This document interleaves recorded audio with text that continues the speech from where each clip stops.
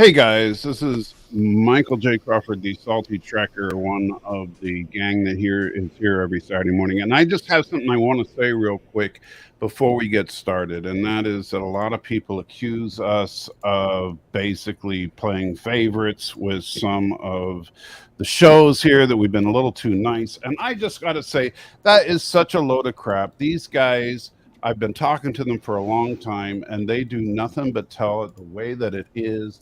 They are not in any way, shape, or form trying to do anything other than tell it the way it honestly is. They're not doing anything that is biased in any way, shape, or form. Okay? So can we just stick to, stopping with all the accusations and get to it. So now I think we're going to be talking about Orville episode 2 and Star Trek Strange New Worlds episode 6, and let's get into the discussion. Yeah, Michael, if you need help setting up a direct deposit from Disney and or Paramount, let me know, because we went through that and we have all the the information. As you can see, the Salty Plus network is coming soon. So I'm very much looking forward to that. Well, good morning, everyone. It's Saturday, which means it's time for yet another edition of the Salty Saturday Morning, where we talk about all things Star Trek, Orville, and sci-fi related stuff. With me today is my expert panel, Matt Vader 74. How you doing, buddy? I'm here physically, sort of. Mentally, I'm not quite so sure. Brian's down there counting his money. I'm just counting all the shekels I got from Paramount. I don't have any shekels. Are you holding out on the shekels, Matthew? I've been collecting silver because our economy is crashing. We got direct deposit, Vader. So okay. All of our shill money comes in crypto. Oh, good. That's just what we need. Dogecoin. That's fantastic. Awesome. Oh yeah. We get paid from Paramount and Dogecoin. I'm a Dogecoin millionaire. Yeah. Salty Tracker, how you doing this morning, buddy? I'm doing all right. I missed you guys last week. I truly did, but I had a great time with my son at the Nashville Comic-Con, and so he dressed up as an incredible Vega. Yeah, you should have seen him. He looked just like him. I'll dig up a picture to show you guys in a minute, because he was dang. I mean, I was. Let me see. I got to find the picture, because. Well, while you're looking for the picture, you got it. Yeah, I got it here. Let me share screen. Share screen, Vega, share. There, and there you go. Oh. Ah. So, yeah. And he made everything you see there. I mean, the pants, the sash, the mask, the claws, and even the tattoo around his... the only thing he couldn't do was he had my wife do the snake on his back, because obviously he couldn't do that part. But, yeah. That's cool. Yeah. Right on, man.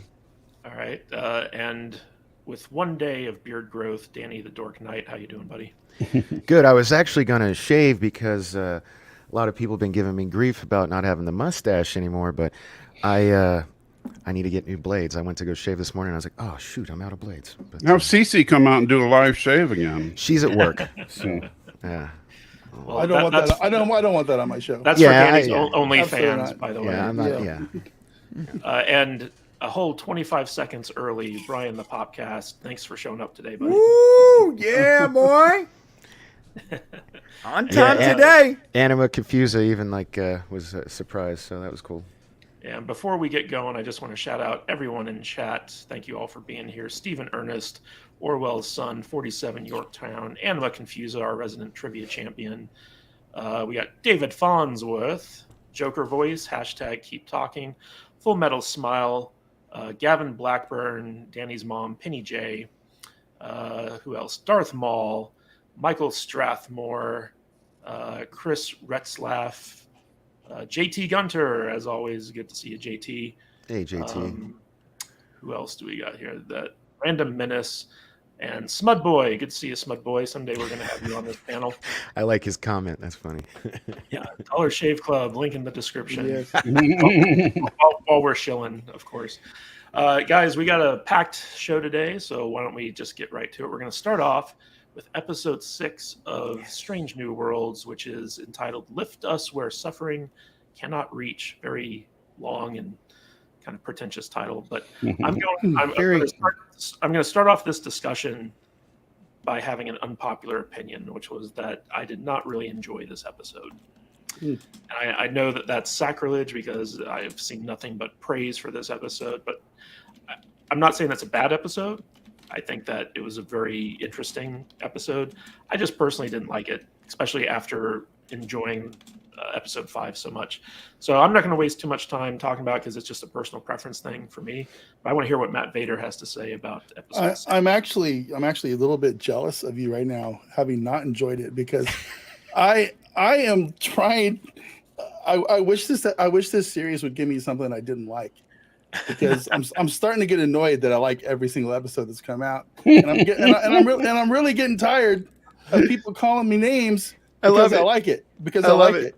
Yeah. You know, I wish they would come out with a shitty episode, because I need to complain about this show, but I can't because they haven't given me anything to complain about. You know what I mean? This episode knocked it out, man. This thing felt like an old school Star Trek episode with just a little bit of more of a message to it. You know, even the floating cities, stupid outfits. You know, royal guards with their spears and stuff. You know, it was just. It felt like a really cool old school Star Trek show, you know, with the goofiness and a little bit of a message in there too. So yeah, I really enjoyed it. I had a good time with it. So, all right, Michael, what did you think of episode 6? You're just asking for overall opinions on it? Yeah. This was classic Trek. I felt like this was absolutely a classic Trek episode. My favorite thing about the episode was it didn't feel like it was preaching the message. It just showed you the situation. And one thing that I really, really liked, which is also something that is not typical Trek, but still something that they did every once in a while, was Pike didn't save the day. At the end of the day, you know, we saw a kid die, and it was brutal. So sometimes, you know, you sit back and you're like, oh crap, this was like a City on the Edge of Forever ending, and so I really like that. Annie, what did you think of it? I effing loved this episode. I think it's so weird. I think this is my favorite episode.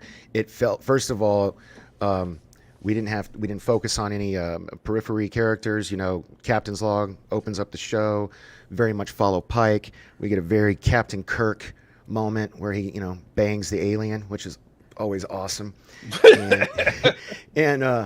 And yeah, like you, like it kind of had this, like, it's so funny you mentioned that. I was feeling the same, like, you know, like at the end of City on the Edge of Forever, you know, Kirk's like, let's get the hell out of here. You know, Pike had that very, like, you know, damn, this, I couldn't save the day. We don't always have a happy ending. And I'm not sure what the message was you guys are referring to.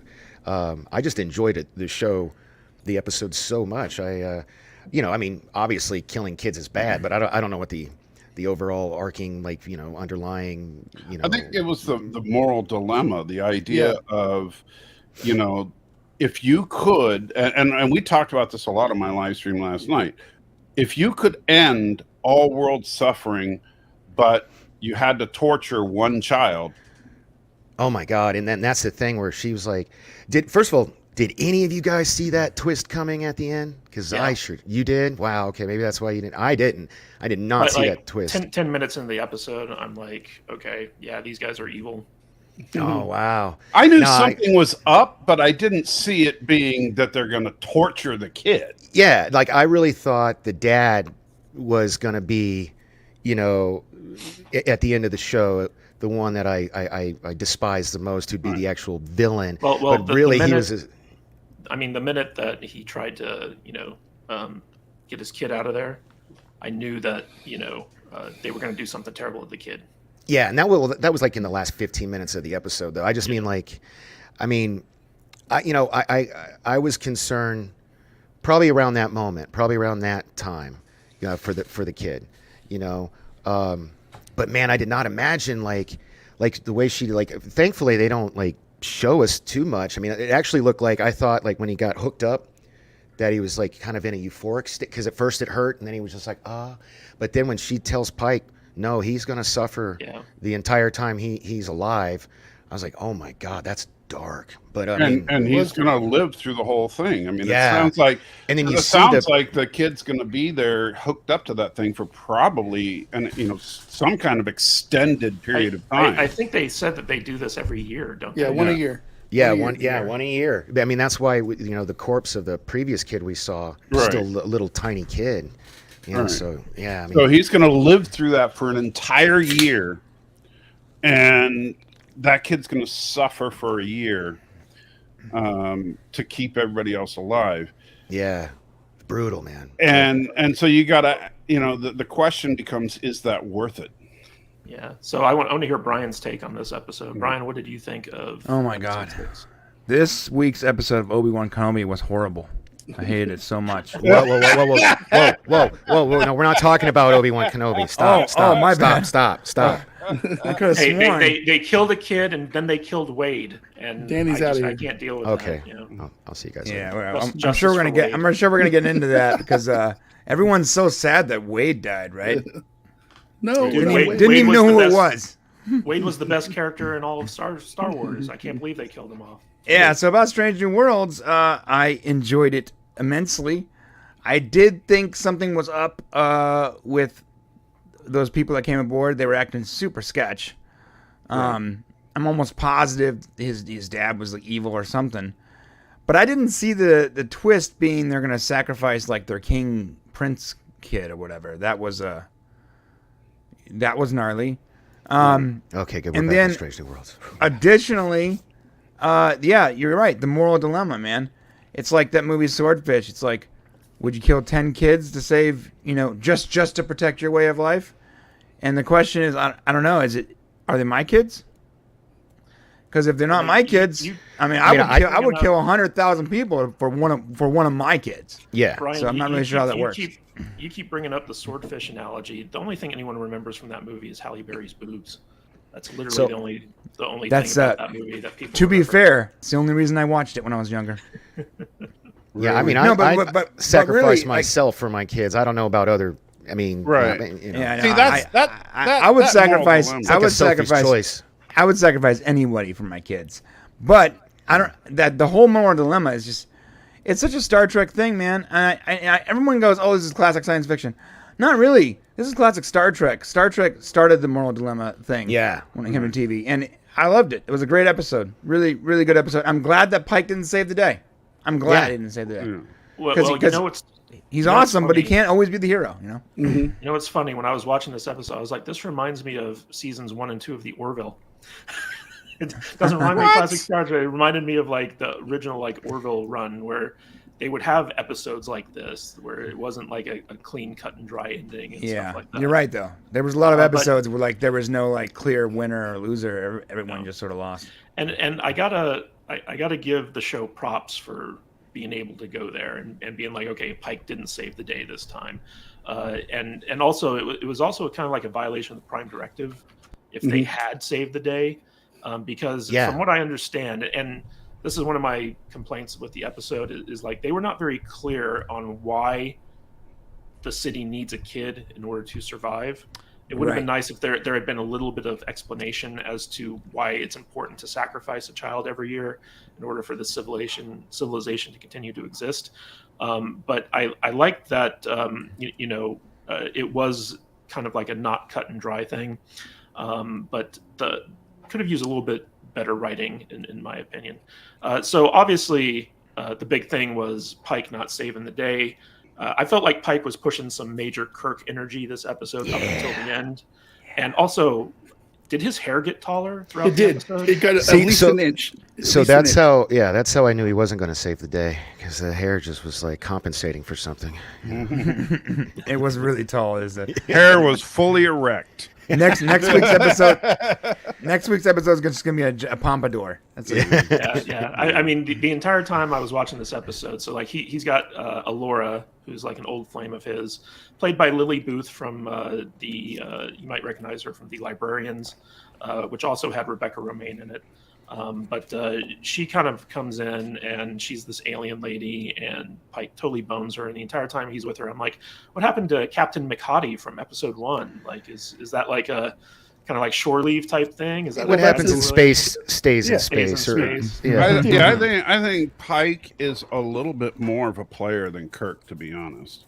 Probably. I mean, good Lord, the man just oozes machismo, I swear. You know, and Kirk was not as Silver much of a Fox. player as people make him out to be, and I think, but I get the feeling that Pike is. Yeah. Well, Sorry. so about the comment. what did you guys think of And Alora? Pike's got the hair. Oh yeah. Oh yeah. What did you guys think of Alora in this episode? So like she obviously has some history with Pike. She's kind of like the central alien figure. We believe that she's kind of good, and then at the end we find out that she's just this religious zealot that kind of like the needs of the many outweigh the needs of the few type thing. Vader, what did you think of this character? I don't know. She was, man, I'm totally flummoxed. Good word. I know. Good word. I don't know. She did what she was supposed to do, I guess, right? She was an old fling that randomly ran into Pike, and you could tell that she enjoyed their last rendezvous 10 years ago, right? So I don't know. I don't know. It's a weird question. What did I think of her?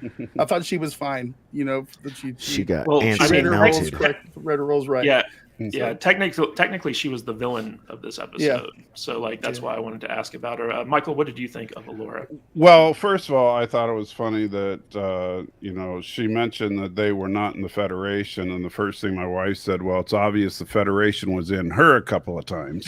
Oh, that was good. That's good. Oh. But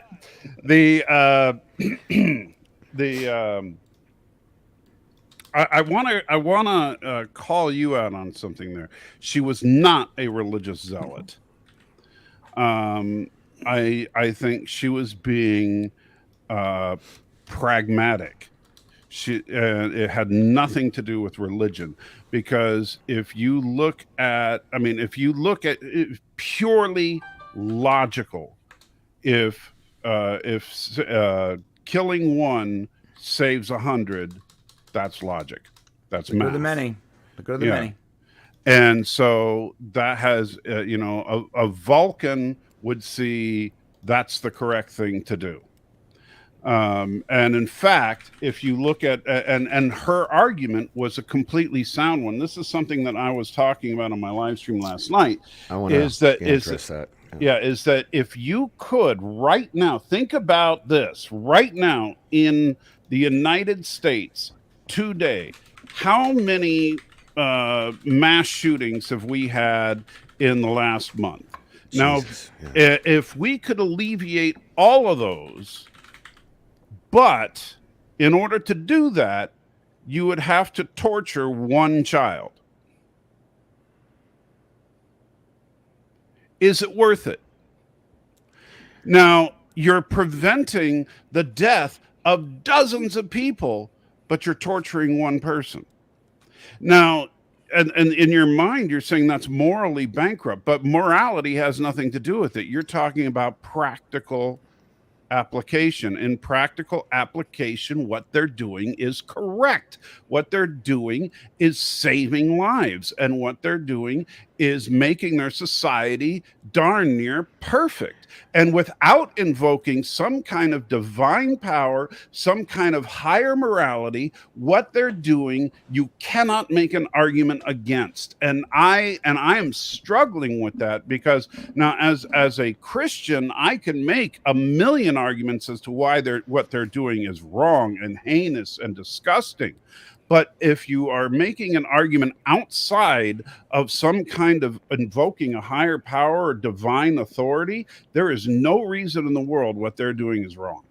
So I will say that, before I get to Danny, I will say that this society is basically based entirely on service, and that's how I kind of knew at the very beginning that they were like evil, because it's full communism, right? Like they went full communism in theory, where everyone is in service to the society, and the society happens to be this machine that. What was your thing? Service, sacrifice, and something else. But it's this machine that basically eats children once a year, and so like that's what they're in service to, because that's their way of life. And so I was like, oh, these are communists and they're bad, and so like that was my initial thing. So Danny, which is strange for modern writers. Yeah, Danny, what was your thoughts on Alora? So I think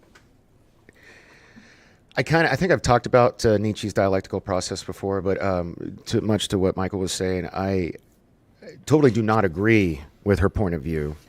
But when she's explaining to Pike at the end of the episode why they do this, I understood the logic behind it, and I understood like the indoctrinate. Like you've got an entire planet of people who have believed this for, I don't even know if they specify for how many, thousands or hundreds of years, and she says we've even tried, we spent hundreds of years or several centuries trying to find another way to do this, and we don't know why our founders set it up this way.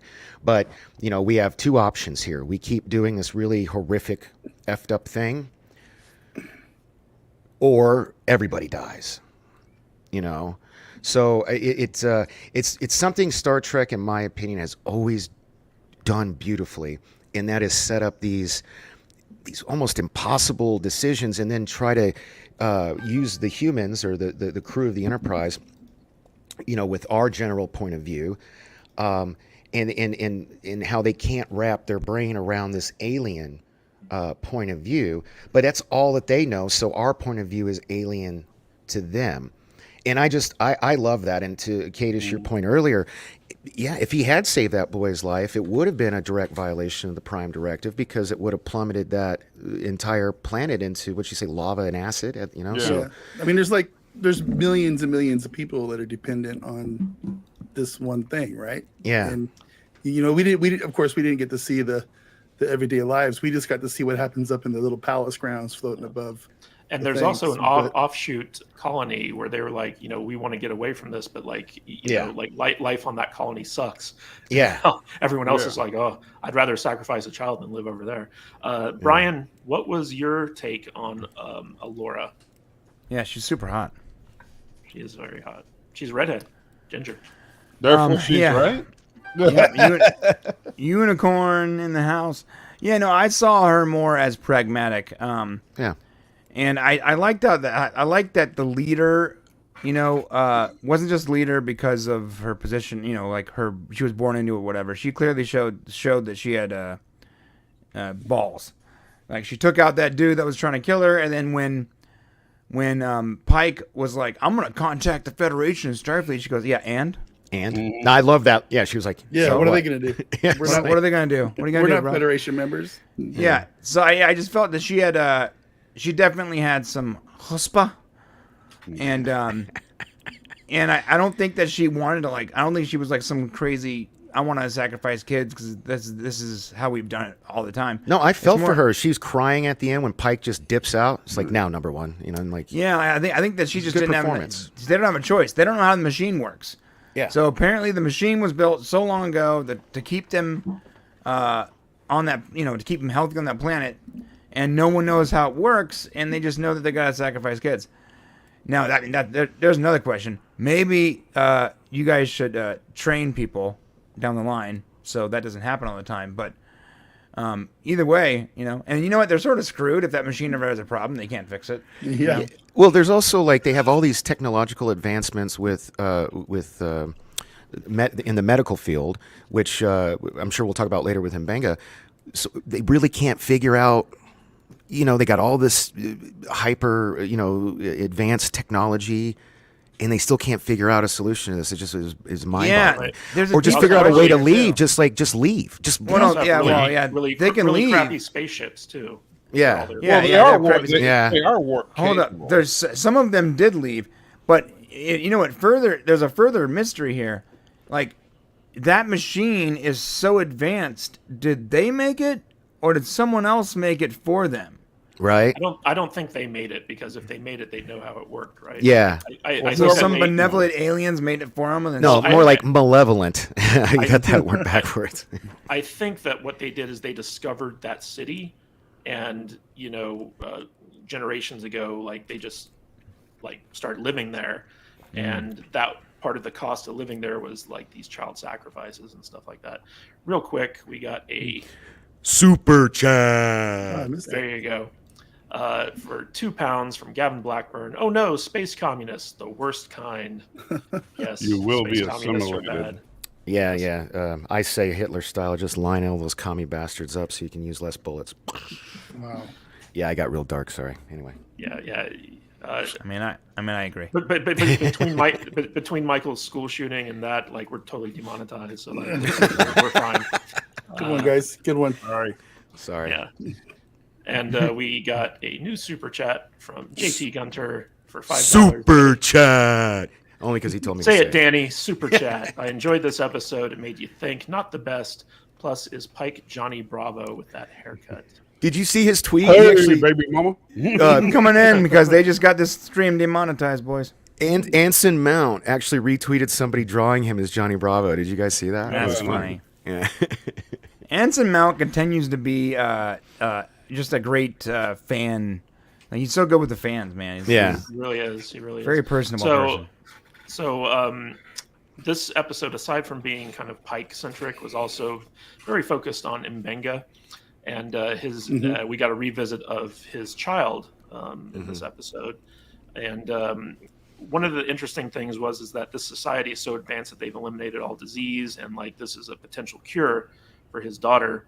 And he asked the other doctor, he's like, "Hey, can you help me out?" And the other doctor was like, "No," which is kind of funny. But what did everyone think of Mbenga's little subplot in this episode, Vader? I enjoyed it. I think it was kind of interesting how what's the word? The struggle he was having, knowing that there's probably a cure here, but he can't have access to it, had to have been completely frustrating for him. You know what I mean? Because he could probably take his daughter, go down to the planet and have her fixed up, but since they're not Federation members or whatever, then he can't. And but at least they planted the seed here of him finding the technology that will be able to at some point cure his daughter. I hope that was what the little helmet thing with the wires sticking out of it that they found on the ship was all about, I'm assuming. And I'm sure it'll pay off in the end. I'm sure there's something being planted here that'll help him figure it out in the future. So. All right, Michael, what did you think of Mbenga's little thing? I thought it was kind of interesting that at the end of the episode, the father of the sacrificed child kind of finally realized, that he has this connection of wanting to save his child in there. Yeah, I liked it. I thought it was a good episode for Mbenga as well as Pike, and I hope that they just get the cure for the daughter so they can get that done with, because I don't like quest type plot lines going through shows because it's like Voyager with we got to find our way home, because then every episode becomes how are we going to find our way home, and we almost find our way home but then we don't. And so I don't want every episode that has Mbenga in it have him almost find a cure and then fail. because that gets really frustrating. So I just wanted to find a cure, and then we can have M'Benga episodes where he's helping to cure other people rather than always trying to find a cure for his daughter.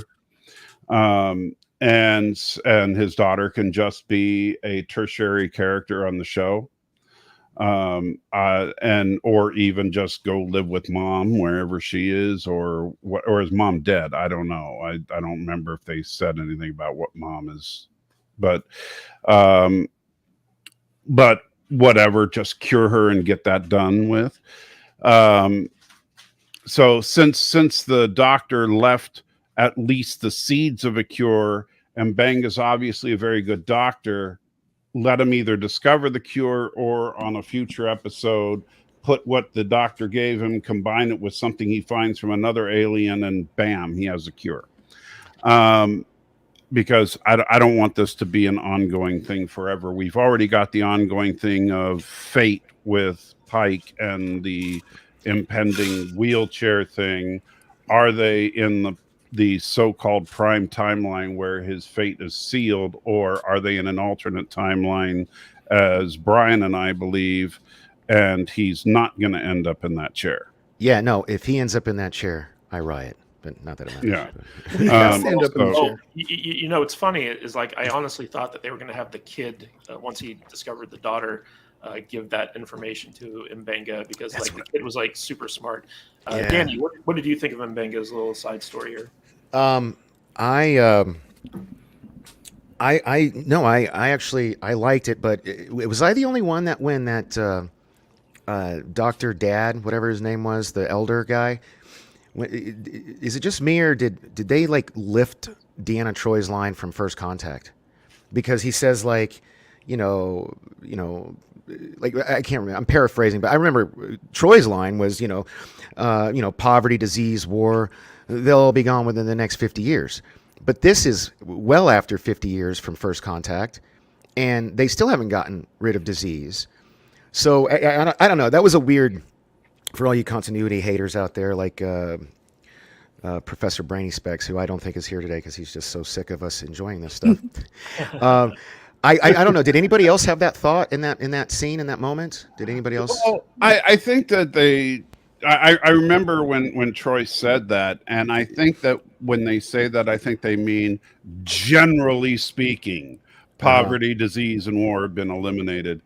But there's still like extreme cases. Yeah. So when he said that, I thought of that, and then I was like, okay, well, since I agree with Brian and Michael that this is a secret reboot, at least I secretly hope that, or not so secretly hope that. I very much hope that. It's, just so you know, Robert Meyer Burnett has officially declared it as headcanon. So it's true. It's true. It's it. Robert Meyer Burnett say that. Okay. It must be yeah. true. Yeah, it must be. So no, I think that this could lead to that. I think that it was really cool of Dr. Dad, the elder, to kind of like. I don't know. Did they ever pay that? Like he said, I'll look at it, but they didn't ever really say if he gave him anything, right?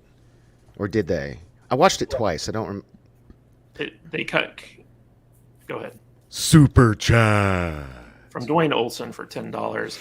They didn't plant a seed of M'Benga curing his daughter. They planted a seed of M'Benga compromising himself to save his daughter.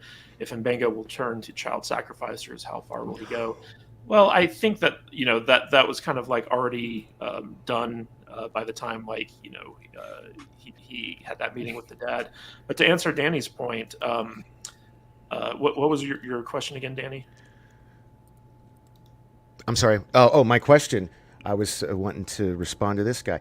My question was what, guys? What was my question? I forgot. I'm sorry.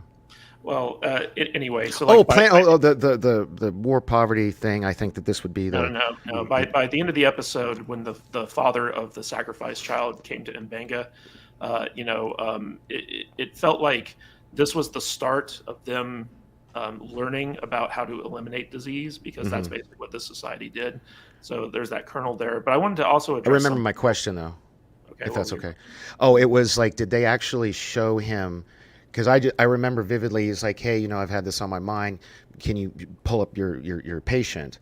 and then he does. But like, did he actually give him anything, or do we assume that happens off camera? Or Yeah, just he said he may have some information that can help him. okay. So yeah, it really is just planting a seed. Yeah, then. Okay, he good. just lost his kid, and so he wants to help Mbanga with his child. Yeah. But real quick about the secret reboot theory that you guys have, I actually just watched the Will Wheaton was it Ready Room episode. Why do you do that to yourself? That has Alex Kurtzman. It had Alex Kurtzman on it. Sorry. And, Yeah, I and watched it too. He was very clear that everything they're doing is within canon. So I kind of doubt. I fucking this hate is the that guy. reboot. Oh, sorry. No, I guys, cussed. it still fits. It's a secret reboot because Within- of time shenanigans. Yeah, Well, within it's the just canon. it's just like when Andrew Garfield lied to our faces for like over a year that he wasn't Spider-Man. Well, no. It It's not that. It's not that. Like, so everyone, when they say reboot, maybe it's the wrong word because people go, "Oh, that means you're starting over." No. What they did was you go Timeline forward, divergence? and then within that canon, those characters went back and changed their sacred timeline, and now it's progressing differently. It's still within canon. Real quick, It's just a remember- soft reboot. unless they real actually quick. announce it, it's not going to happen. But But it's not. They don't have to announce it. It happened. Hold on, guys. It doesn't matter. Like unless they say it, it's not real. Danny, real quick, I know you wanted to address that super chat, and then we'll get to you, Michael, and then we'll get to Brian's thoughts. So, Danny, what did you? Well, man, the super chat's in writing, so I won't forget it. Michael, do you want to? I don't mind. Like, Well, I just wanted to point out that when Star Trek 2009 was in production and people started screaming about some of the little details that were leaking out, they were saying, "Don't worry, everything is within canon," and that was because of the whole thing with Spock going Time back in travel. time and creating an alternate timeline. So just because they're saying it's within canon doesn't mean it's not an alternate timeline. Exactly. Good. okay, all right. Go So ahead.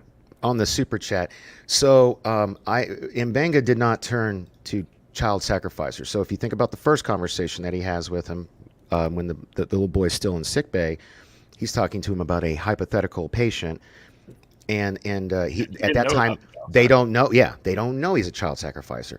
And then by the end of the episode, when that guy comes back in, well, that guy has shown his true colors that he's not a child sacrificer. So he's kind of been He's redeemed. part of the rebellion. Yeah, so that's why I appreciate the $10 super chat. Even like I'm sure the salty nerds appreciate it, but I don't think he compromised his integrity or morality in any way, shape, or form Yeah. with what they did. So, Yeah, I don't think Mbanga did at all.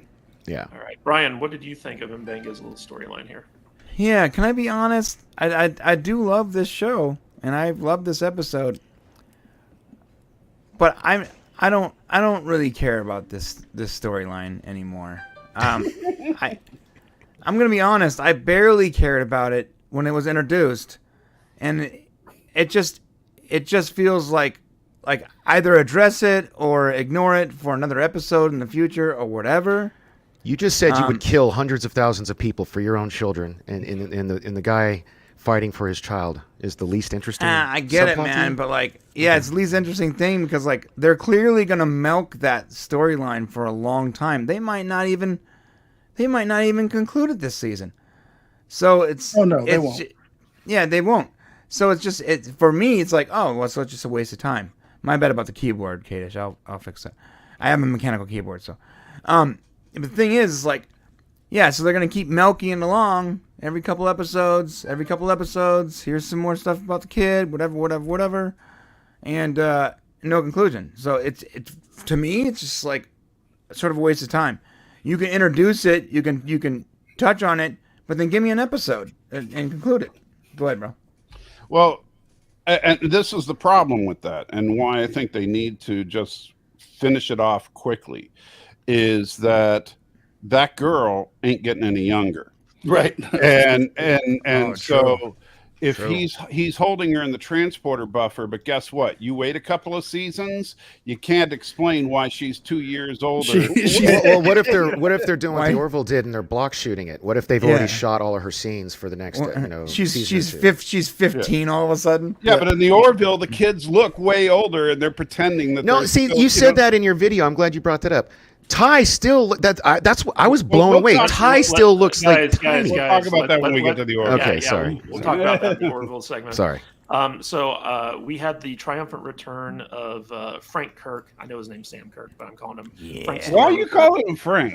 Because of that- Frank Stallone, the lesser known brother of the superior version.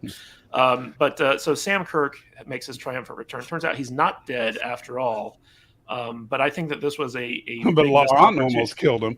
Yeah, I think this is a big missed opportunity where like every episode should have Sam Kirk almost die horrifically, and he just keeps coming back. Vader, what did you think of the return of Sam Kirk? I thought it was interesting, kind of funny. I'm with you guys. I think it should be kind of a Star Trek version of Kenny from South Park kind of thing. You know what I mean? It's like, oh my God, you killed Kirk. I would love that so much. I would love it so much. People would rage. People would hate it, but I would laugh. I think it was great. Yeah. I mean, think he has such a small role; it doesn't really matter. But it's He funny. stole the episode when he showed up. I was like, it's Frank Kirk. So yeah, he did not steal the episode, but yeah, he's cool. I would love to make him like a red shirt kind of joke kind of thing out of him. Yeah. So yeah, I know ever since episode 2, everyone was like, "What the hell happened to Sam Kirk?" Like, you know, and we finally find out. Michael, what did you think of Sam Kirk's? I would have loved it if La'an would have decked him and just knocked him out cold. That would have been our Kirk gets injured. Like, just he doesn't have to get nearly killed, but at least have him get injured in every episode. Yeah, have him get hurt every episode. Yeah. So my thoughts on that. At first, I kind of hate when you guys brought that up. I don't know, a couple of weeks ago. I kind of hated that idea because I was like, no, this is like, it's too serious. They don't need to throw in that. That's some Orville shit. But now that I'm like, we're 6 episodes in, and this last episode was freaking heavy. Yeah, it was. No, dark. they could use the levity, man. So now I'm kind of agreeing with you guys. He kind of should like almost die every episode because we know that eventually, he dies, and his brother flips him over. I will say though, man, that mustache is pathetic. He's got. I got it. He beams down with the land with because he and Pike are obviously good friends from what we saw when he first came up. Because he's like, "Hey, Chris," right? So they're obviously good friends. So he beams down with Pike to see this great planet. And when they expose the one guy, he stabs Kirk as he's making his escape. Kirk is nearly killed, and they use their advanced medical technology to bring him back from the brink of death. See, I while I do like that idea, that wouldn't work because they've already set up that like only somebody she knows. Yeah, but they apparently has carnal knowledge of can come down to the planet. And secondly, even if the dude she has carnal knowledge of needed his life saved, they wouldn't do it unless he renounced his. Well, they would do it. They would do it citizenship because they felt responsible. Nah, I don't think they would. I think they're so radical they wouldn't. Brian. Brian, you're sorry. I'm sorry. I have a super loud keyboard. I apologize. What was the question? What did you think of Sam Kirk's little appearance in this episode? I love it. And I agree with everyone here. We need him to get hurt every episode, like not killed, right? Imagine he gets hurt, and like and you wonder every episode. You wonder is that the time? Is that the time he gets killed? Well, they should do it like they did last time, where he gets mortally wounded, and then he skips an episode, and No, then he what just if- randomly shows up in the next episode, like he did this week. No, You know what I mean? want to see him like just stub his toe, hit his head, like he's trying to get something out of the replicator, and it shocks him. It's like, gosh. He's You know, just danger prone. Is that it? Yeah. Just danger prone because it fits. Like that would be like a nice thing to add, like making him danger prone, right? And sort of comical in that way. And knowing that he's gonna die in the future because of an accident it makes it so much better. I wish someone had done that. Yeah. I like Sam Kirk though. I think he's a good. Actually, didn't even get to. Or go ahead. Sorry. It'd be great. So I'm going to go to Deneva where it's safe. Yeah, they got to have that line in there. That would be great. Brian, I'm going to ask you to mute your mic when you're typing. Oh, I'm so sorry. I'm gonna stop typing. My bad. Okay. Pay Go ahead, attention, Danny. man. No, I was just gonna say I was just kind of responding to his thing. But as far as when he showed up, I kind of popped my tits off like when John Cena would come out in the day or something. It was funny. I was like, okay, oh my God, he is. Oh, cool. It was funny. John Cena. And then when he's talking shit about La'an, and then she shows up out of nowhere, I was like, so I actually love that scene. It was good. And I love that they did not fall for the trope of him saying, "Oh, she's right behind me, isn't she?" Yeah, no, I was glad they didn't do that. Yeah. So that brings us to the other big subplot this episode, which is Uhura is doing a rotation in security with La'an. And Uhura, it's kind of funny, these last couple episodes, every time Uhura is involved in some type of rotation as a cadet on the ship, she gets in a situation where she does something really important to save the day. With Himmer, it was like saving his life and disarming that thing that was going to blow up. In this episode, she figures out the languages of the offshoot colony and discovers that they were once part of the other colony that they're kind of at war with. And what did you guys think of Uhura's and La'an's storyline in this episode? We got was it the 7 rules of security and stuff like that? Vader, what did you think of this subplot? I'm going to get really tired really quick if they keep pulling the Uhura is so smart card out of their asses every episode. She's quickly becoming a Wesley Crusher type character, and I don't really like it. I'm not there yet. Quit sighing at me, Danny. I see you down there. No, you're right. You're right. It's too much. But it's a bit much. It's too much, and excessive. I need to see her screw something up badly or something. Well, she did destroy that ship. Yeah. I mean, that's kind of a big screw up. Kind of killed a bunch of aliens. Yeah, but then she saved the day at the end. So she's starting to drag on me a little bit. She's like a super hot Wesley Crusher at this point. I couldn't disagree with you guys more. Anyway, sorry. Michael, I'm kind of not with Matt on this, because in this particular episode, what she did well was linguistics, which is where that's her wheelhouse, that's her thing.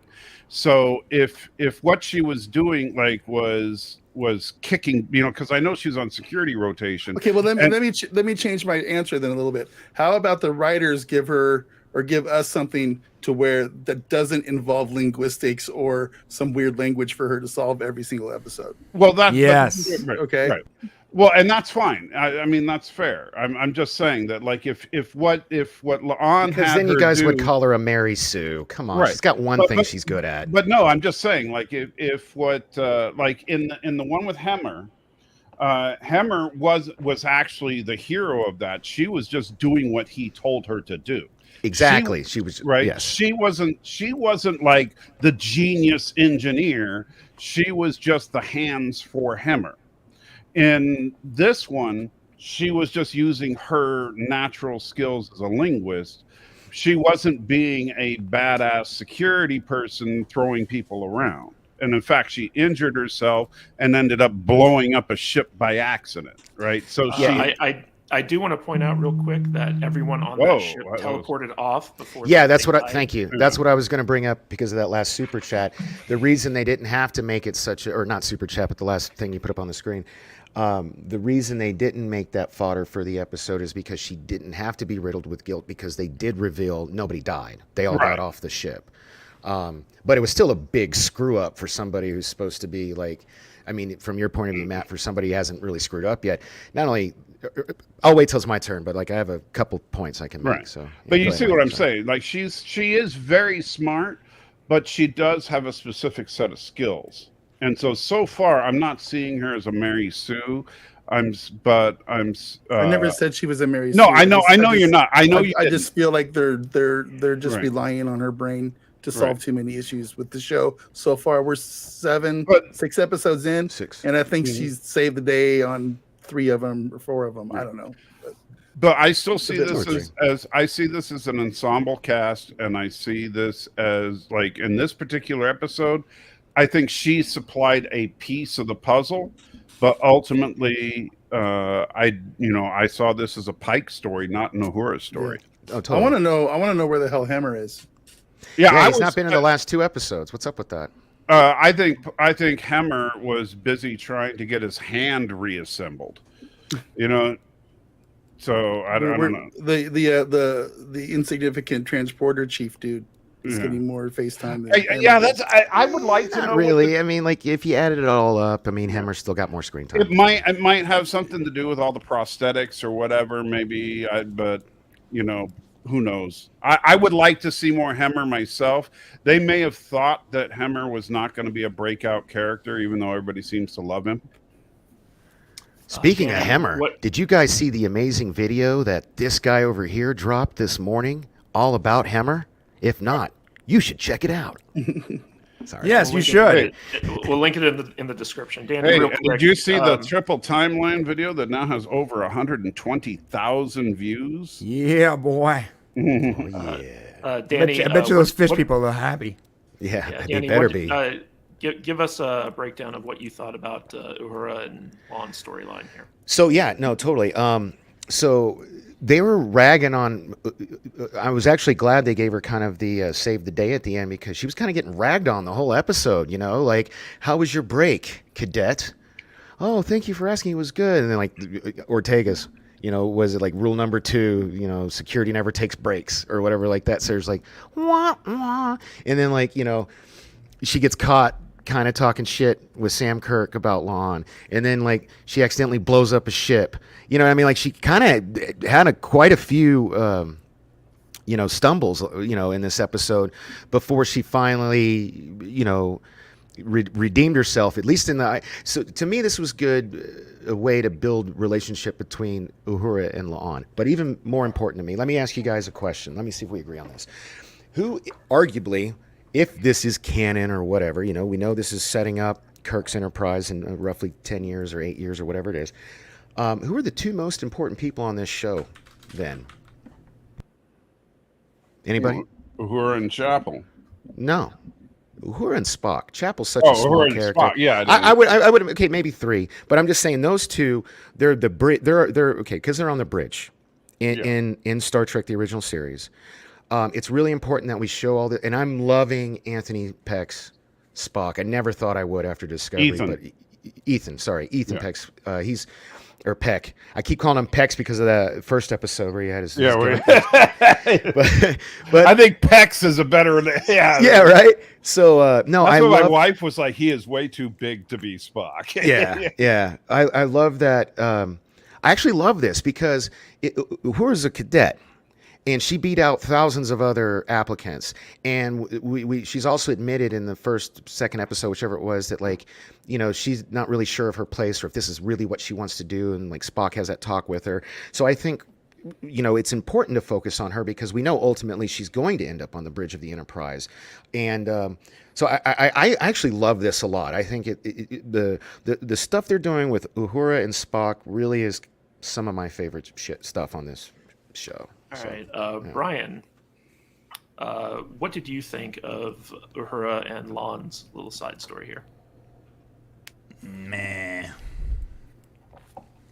I am getting a little bit. I don't know. I wish that I'm with you there, Mike. I wish Uhura wouldn't have.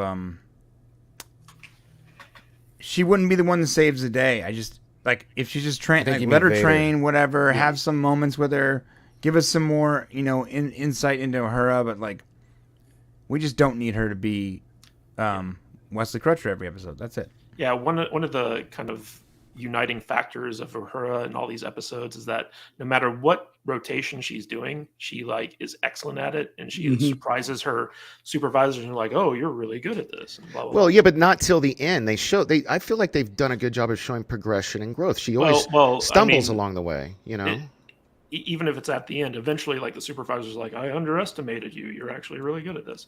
But to me, it's not a big deal. To me personally, but like I just think that it's interesting that they're doing that. So guys, I wanted to present a theory to you that I had when I was watching this episode. So again, every time we have a Pike centric episode, we have kind of callbacks to like his vision of his fate in the future, right? And we've had some talks about how this is like technically a reboot. even though I don't believe that it is. But I believe that they're setting something up where they could potentially make some changes that would basically fix everything that wrong that they've done canon-wise up to this point. And that is that eventually, somehow, Pike is going to figure out a way to change his fate. And that is going to create an offshoot timeline, and they'll explain this in the show, that allows them to continue on with Pike and the Enterprise and eventually reboot the Kirk era of Star Trek. And like I see the writing on the wall. I think that's where they're going. I wanted to get your guys' thoughts on that. Vader, what do you think of that theory? I think that Pike is going to end up figuring out a way to avoid his fate, but they're going to write it to where in the end he's going to have to choose to go down his path that he knows he's supposed to go down, or avoid it. And I think he's going to have a moral dilemma, and he's going to have to choose to go down the path to where he ends up in the beep chair to keep the canon the way it's supposed to be. So that's what I think is going to happen. Something along those lines. Michael, what do you think of my theory? I think that the timeline theory that I came up with is a little more sound, to be honest. I think it'd be interesting if Kurtzman is already working on something along those lines, because they have in the past already said things to the effect of, oh yeah, this is canon, when they've worked in alternate timelines. Keep in mind that what we're looking at now already looks radically different than the quote-unquote original timeline. View windows instead of view screens. The technology in Discovery and Strange New Worlds is radically more advanced than TOS, and is actually on par with or even more advanced than TNG. I love that. I think it was your theory, or maybe it was his theory. Whoops. Anyway, I'll get better at this. That it's because of the episode of Enterprise, Regeneration, where they find the Borg like 200 years before they're supposed to. And it's kind of like how in Transformers, the first movie, they reverse engineered finding Megatron, to get all of our technology of today. Well, was that in your guys' theory? Was that was yeah? right? That's it's the Popcast one is kind of an abbreviated version of what my original video was 20 odd minutes long, and even that was part of a series of videos that I did on it.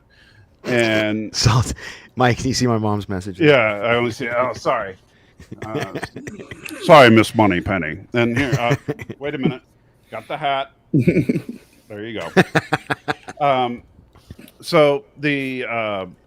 But yeah, the idea is that First Contact, they go back in time to, the Borg go back in time to First Contact.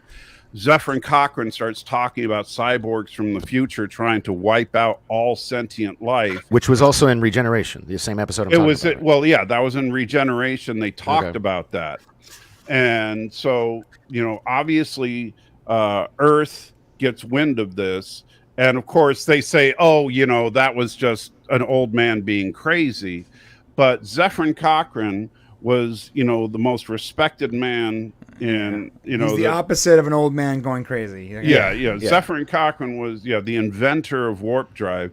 Not to mention Lily, his assistant, who was also one of the most respected scientists of that age. And she was an actual witness to the Borg.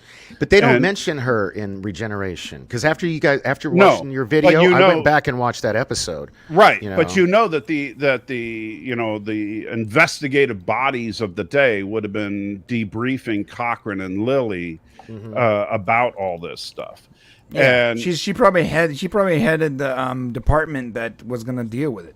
Right. And so at that point there would have been because there's no way you could argue that the presence of the Borg would not have altered Cochrane's development of the Warp 5 engine, because Cochrane's actions had to have changed from the original timeline. Yeah. So either that or Enterprise is just so off that this is a headcanon.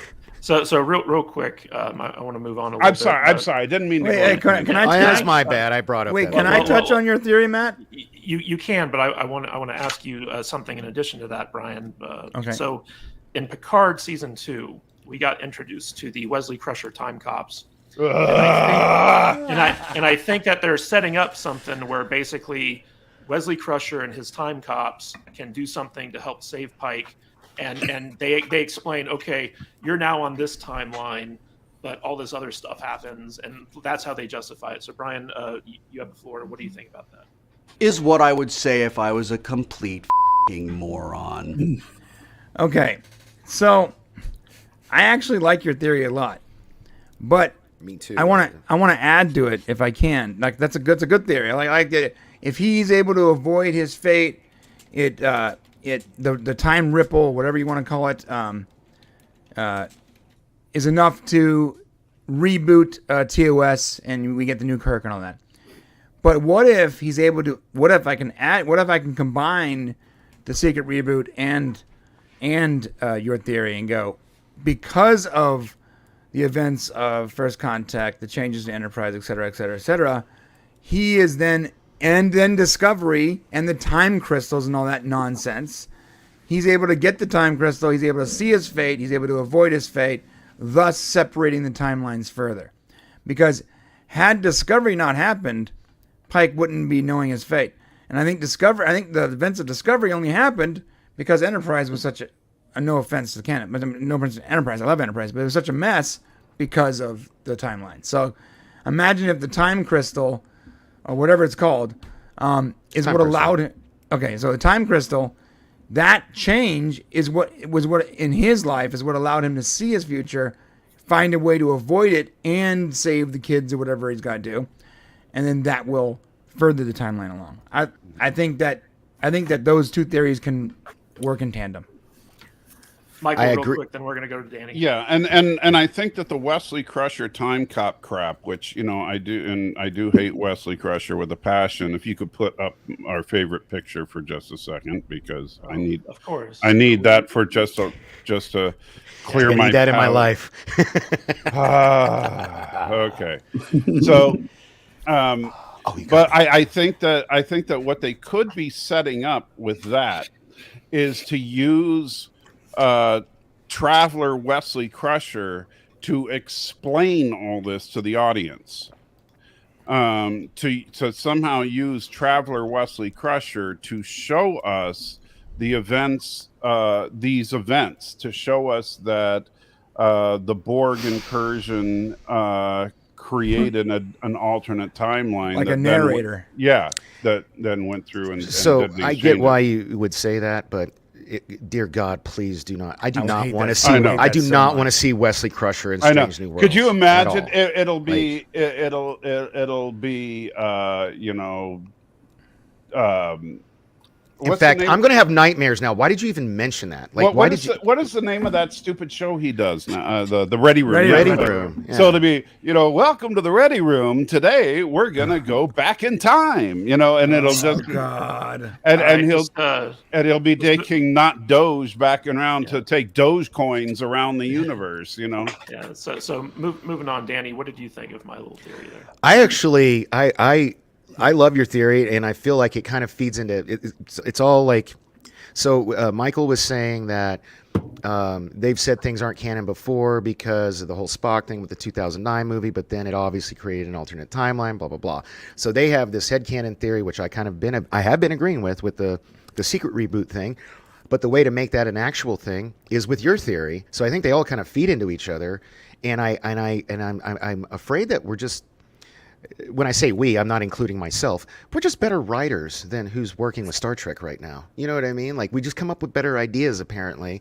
But I hope at least one of them are right. Because I actually really like your idea, Cage. Because I've already said I don't want Anson Mount to die. I don't want him to end up in the little beepy chair. Like, BP chair. He's too badass. So that's all I wanted to say about that's that. a question that I've thought about is we all know where he ends. So why would they make him a favorite of all of us?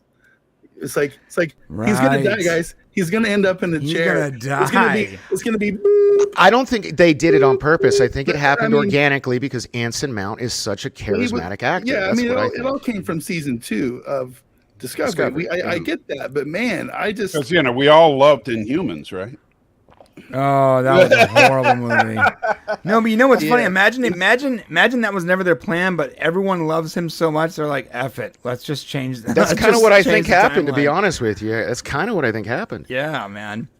And what's going to happen when they actually do follow through, and he gets put in the chair? Are we gonna be mad about it? No, I mean, it's canon, but I mean, there's going to be people out there that they're going to be mad. How dare they? So unless destroy his life and put him in the chair, it's like, well, listen, you fools, this is where he was going all along. So hold up, it's not about the destination; it's about the journey. Like if they give us, unless they pull some BS like they did with Enterprise, where one episode it's this year and then the finale is 10 years later, that'll piss me off. But if we get 7 to 10 seasons of this show and he ends up in the chair, I'm good with that. You know what I mean? If I get 3 seasons, he best not end up in the damn chair. That's all I'm saying. 7 to 10 seasons of 12 episode seasons. Yeah, I mean, this is another question though. Will like the hardcore fans be upset if they do change it? If they they can't get upset about it. But they can't because they love the character so much. Like, so this is a perfect example. Like, we are willing to forgive a whole lot of canon inconsistencies if the story and the characters are just stellar. Yeah, and the acting is good. Like, I don't care what happens between now and the 10 years in the timeline, but he better end up in that chair, or I'll be. Oh, that's how you feel? Okay. That's how I'm on team anti-chair. So real quick before we get to our new super chat, I just want to point out that with Discovery season 2, the character of Pike was so popular that they decided to create a spin-off series. With Obi-Wan Kenobi, they're just creating a spin-off series because they want the audience to like a character. Oh, the Reva thing? The Reva series, yes. What? Yeah. They're spinning off the Darth Barbie, dude. Darth Barnum? Whatever, Darth Burnham. Yeah. Burnham? Yeah. Oh my God. Why would you spin off a bad guy? That makes no sense. She's supposed to die, so it'll have to be a prequel. That'll be awesome. Guys, seriously, in the future, do me a favor. Like, I am a heart attack survivor. If you're going to talk about Obi-Wan, just be like, hey, Danny, 5, 4, 3, 2, and before you hit 1, I'll be gone. And I'll come back in 30 seconds. So you're right. Real quick, Brian. JT Gunter with $5. Thank you, sir. Can we get Wesley to go back in time and get his younger self to help people, to help the people of this episode, LOL, that helped the timeline? Yeah, there's a lot of timey-wimey stuff going on. JT, I did want to be a guest on your show, but that's a terrible idea, so I don't know if that's a good idea now. No, it's tongue-in-cheek. Like, go. He wants to go back and be in the chair. Hey, real quick, though. How about Vader is right, where it would have to be a prequel. So not only is it a bad idea to make a series about a character no one really likes, who's Are we talking about the Obi-Wan thing again? Yes. We don't need to talk about Obi-Wan. Real quick. But then also make it a prequel. That's like a triple bad idea. Right? It's a prequel within a prequel. It's a prequel within a prequel about a character no one likes. Why would you do that? Why are you trying to hurt Danny? Danny's fine. We live to torture Danny. Okay, guys. So real quick, final thoughts on episode 6 of Strange New Worlds. Vader. Like I said earlier, I had a great time with this episode. It felt like an old original series Star Trek episode. I heard the word Star Trek. Okay. So, still in. There's 6 for 6. Yeah. I need a bad episode so I can complain about this show a little bit. I'm amazed 6 for 6. I think this is probably the first Star Trek series that's gone 6 for 6 out of the gate.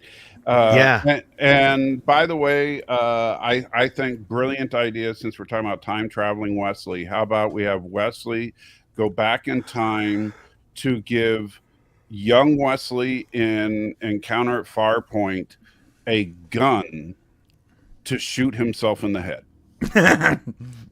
That's so wrong. And you said I was dark. And you said I was dark earlier. So that's three gun violence episode or issues we brought up. You're all banned. Danny, final thought. Oh, I thought we were going to talk about some other things in better yet, in give him detail, some, but give him some drugs, and he can go, gee, Mom, should I take these drugs? And Dr. Crusher, you go, yes, Wesley, you should. I want to move on from your writing room segment, Michael. Danny, final thoughts on episode 6. Yeah, we didn't even talk about Una or a couple other things, but I love this episode. It's I say this every week, guys. Like, it's crazy. This is my new favorite. Like, every episode's better than the previous one, and I unlike Vader, I hope they continue this trend. Are you kidding me? I've had such shitty Trek for so fucking long. I'm sorry I cussed. I've been trying really hard not to. But your mommy's gonna be upset now. I know, man. But this is so good. It's just chef's kiss. That's all I can say. 10 out of 10. This episode I love. My favorite one. Yeah. Brian, final thoughts on episode 6. You know, it's funny, as the panel apologist here for such a long time, I feel like while I really do like Strange New Worlds, I'm not praising it as much as everyone here, which is interesting because I was the one trying to explain all the other shows that we covered. But I mean, it's a great show, don't get me wrong. It is 6 for 6. But I don't think every episode has been better than the last. I don't think the Gorn episode was as good. I think there's still little issues and problems. But I got something I got to remember this for the Orville. I got to Gorn thing. Excuse me. I just want to. Danny, sorry, please. Danny. Okay. But overall, it is a great time, and it is good Trek, and it's a good show. But I think it's a lot of people in this panel are like, "Oh my god, it's amazing!" I'm like, "Yeah, it's pretty good." So there's parts that are great, and there's parts that are good, and there's parts that are meh. I'm not sitting here going, "Oh my god, it's the best thing ever." It's just the best thing ever. That's not what's happening. Really? I thought that's why you kept turning your camera off. Look, that's what was going on there. I enjoyed the episode. I did have little problems, but I enjoyed the episode.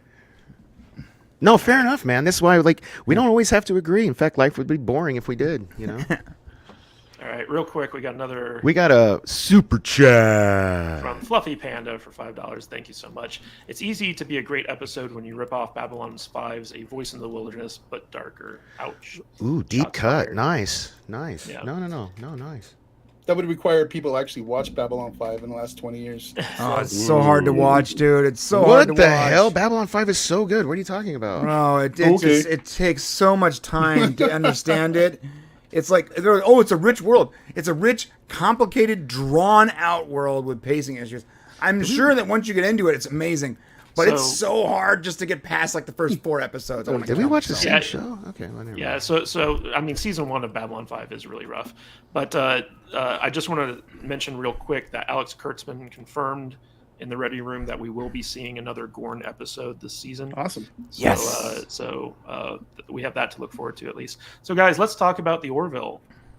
Yes, please. Oh my god. Orville season 3, episode 2, entitled Shadow Realms, dropped, and this was another Doctor-centric episode, which was kind of an interesting take. But what did you guys think of episode 2 overall, Vader? You're just trying to get me in trouble because I've already taken. I know how you feel. I watch you. Shut on up! Twitter. Shut up for a second. I caught a lot of crap all week long because I didn't like the first episode, right? And I'm just gonna say I didn't really like the second episode a whole lot either. Again, Babylon 5. The Orville has lost its soul. It's not. There's no comedic thing in this show anymore.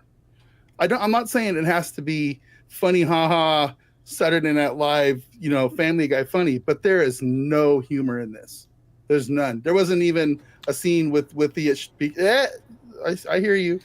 There wasn't even a scene with like a spiky girl type of scene in this episode. It was just a dark, gloomy episode, and I feel like I didn't enjoy it a whole heck of a lot. You're gonna love the next episode, Vader. I hope so. I hope so because they need to find their thing again.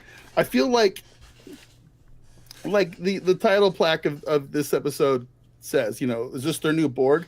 Well, yeah, they kind of are Borg like, right?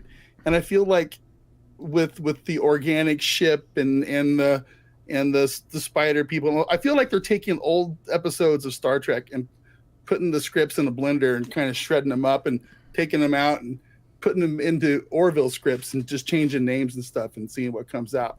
So yeah, I'm not into this show so far. They I don't even know if I want to keep watching it at this point. So You know, that's super fair. That's super fair because the All first right, half of the oh, sorry, I'm sorry. Go ahead. Finish your thought real quick. I mean, the first half of the episode I loved, the first half, and then second half it felt drawn out and a little. yeah, and a little cheesy. I made a tweet. I'm watching this. I'm watching Orville, and I'm going, "Oh, this is interesting."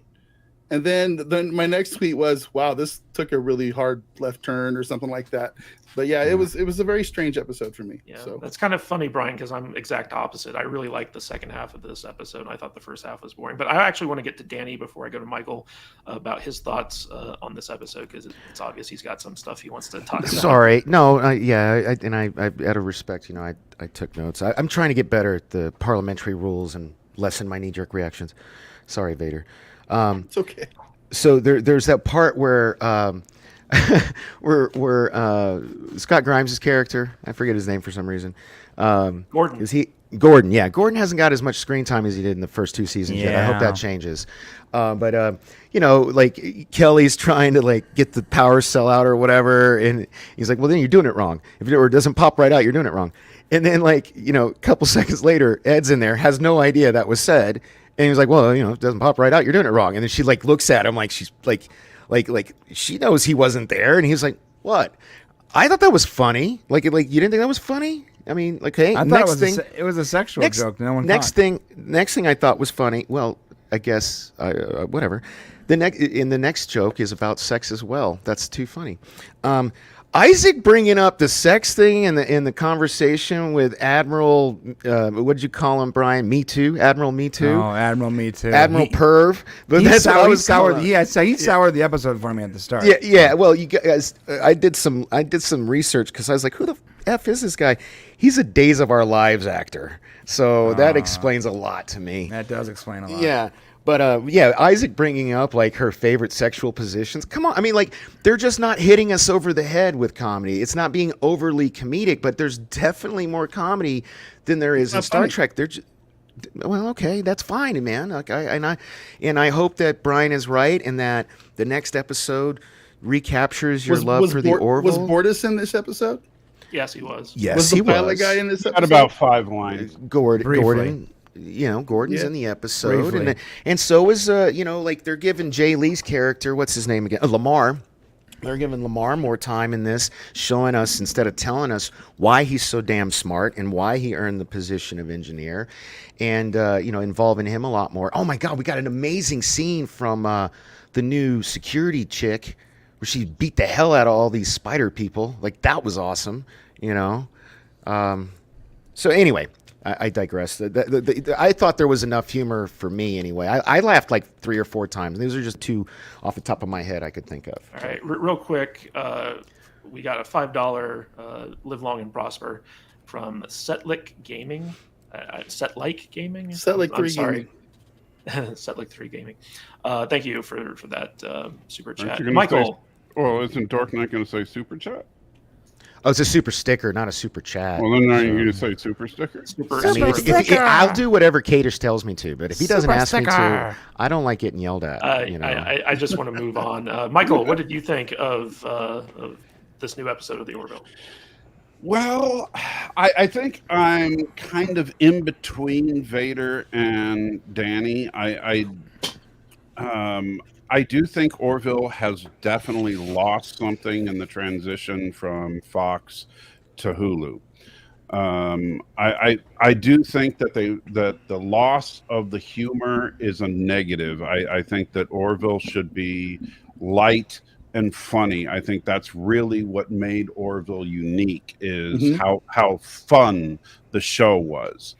And so taking the humor out to try and we're going to be a serious sci-fi adventure. Well, but the show, especially the lighting of the show, still looks like the classic Orville. The interior sets and everything, it's still lit like the Orville was. So you should then change the lighting to look more serious and cinematic if you're going to try to make the show more serious and cinematic. Because the funny thing is, the exterior shots are much more serious and cinematic looking. The alien shots are much more serious and cinematic looking, but the interior of the Orville looks exactly the same. Except for the set design has changed slightly, but the lighting and everything is exactly the same as it was before. But can I ask you a question about that, Michael, without derailing you? What's that? So, do you really think it was the comedy, or do you think it was the optimistic, futuristic outlook that we haven't had since the 90s, since TNG? Because to me, that was the breath of fresh air. I mean, I love the comedy, but like, we haven't had Trek, we haven't had real optimistic Star Trek since Next Gen, since the 90s. You know what I mean? Right. Everything else that's come out, it's been dystopian or shitty. I do think it was the comedy, not the optimism. Because, you do? Okay. Because I will tell you that Orville was less optimistic than people believe. It was more comedic than optimistic, and people don't realize that there was less optimism underneath that comedy.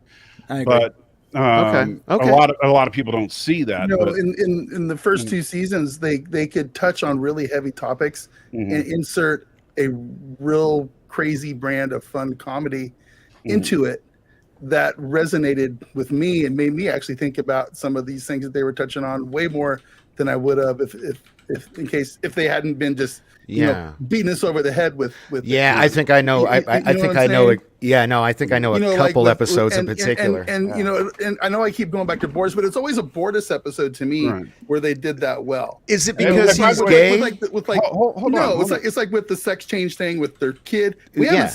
We haven't seen Clyden or whatever his name is a single time yet. Didn't they get divorced? Hold on. Clyden hasn't been on the show at all so far this season. And by the way, and I counted, Bortus has had a total of like 17 lines or something in the first two episodes combined. I'm going to put a pin in this offshoot because I want to get Brian's take on this. So let me finish real quick. Anyway, so it's kind of lost that jovial feeling. And that's been a negative. I think the longer runtime has been a negative. I know that Seth MacFarlane said, every episode's going to be like a mini movie. And that sounds great until you realize that hour and 10 minutes really just means 10 to 15 minutes of people just sitting around talking and drinking wine. That's not exciting. That's not interesting. If it was an extra 15 minutes of actual things happening, okay. But if it's what's wrong with character development? It's not character development. It's two people sitting around complaining about their exes. That's not character development. That's stuff we already know. All right, we know all about Kelly and Ed's relationship, and we already established Dr. Finn and Admiral Me Too's relationship, so we don't need to sit there and listen to them bitch about it. That's not interesting, and that doesn't add anything to the episode. And we sat there for several minutes. We're gonna get to that scene in particular, but but the point is the point is there's a lot of filler added to these episodes. Now, once we get to the actual alien ship and that stuff, it's interesting, but you could trim the episode down to probably about 50 minutes, and it would be a much better paced episode. Once the alien transformation looked pretty cool, but then once they turned into guys in bug suits, it was kind of silly. And at the end of the episode, after Talia brutally murdered several members of the crew and a dozen or so members of the crew just magically left with no explanation to how they got off the ship, and there's nothing, not one line, not one thing at the end of the episode about how sad anybody was about how at least a quarter of the crew was lost and nobody cares. And no, there's no, like, think about at the end of the Gorn episode, that somber moment with La'an and Pike over the coffins of the lost. There's nothing like that, and they lost a good chunk of the crew, and nobody gives a crap. They just move on to the next adventure. That Okay, is Michael, not Orville. I'm sorry, Michael, but I did enjoy the we'll alien get back. ship. We'll get back to some of these points that you brought up. Brian, what did you think of the episode overall? Yeah, so I agree with Mike on a lot of those things. However, I like the crew dialogue and stuff like that. Because even if it's not necessary, it's there. I didn't like Admiral Me Too. He came off real weird to me at the beginning of the episode. I was like, is this dude a rapist or just a bad actor? And apparently he was just a bad actor. I loved the alien ship. I loved the transformation. It looked awesome. I agree with you, Mike. The bug suit thing was silly as hell. It didn't really work for me. But what's funny is that during the transformation, it was crazy creepy. Oh, they should have just stuck with that, honestly. And then my biggest problem, and the whole overall the episode was fine. I had a good time. And Tala, kicking butt, awesome. You said brutally murdering her crewmates, but at that point it doesn't matter, man. Well, But the thing is, the dig up until the end is when they're like, "Hey, you can come. You either go or we're gonna release this virus." First off, dude, release the virus.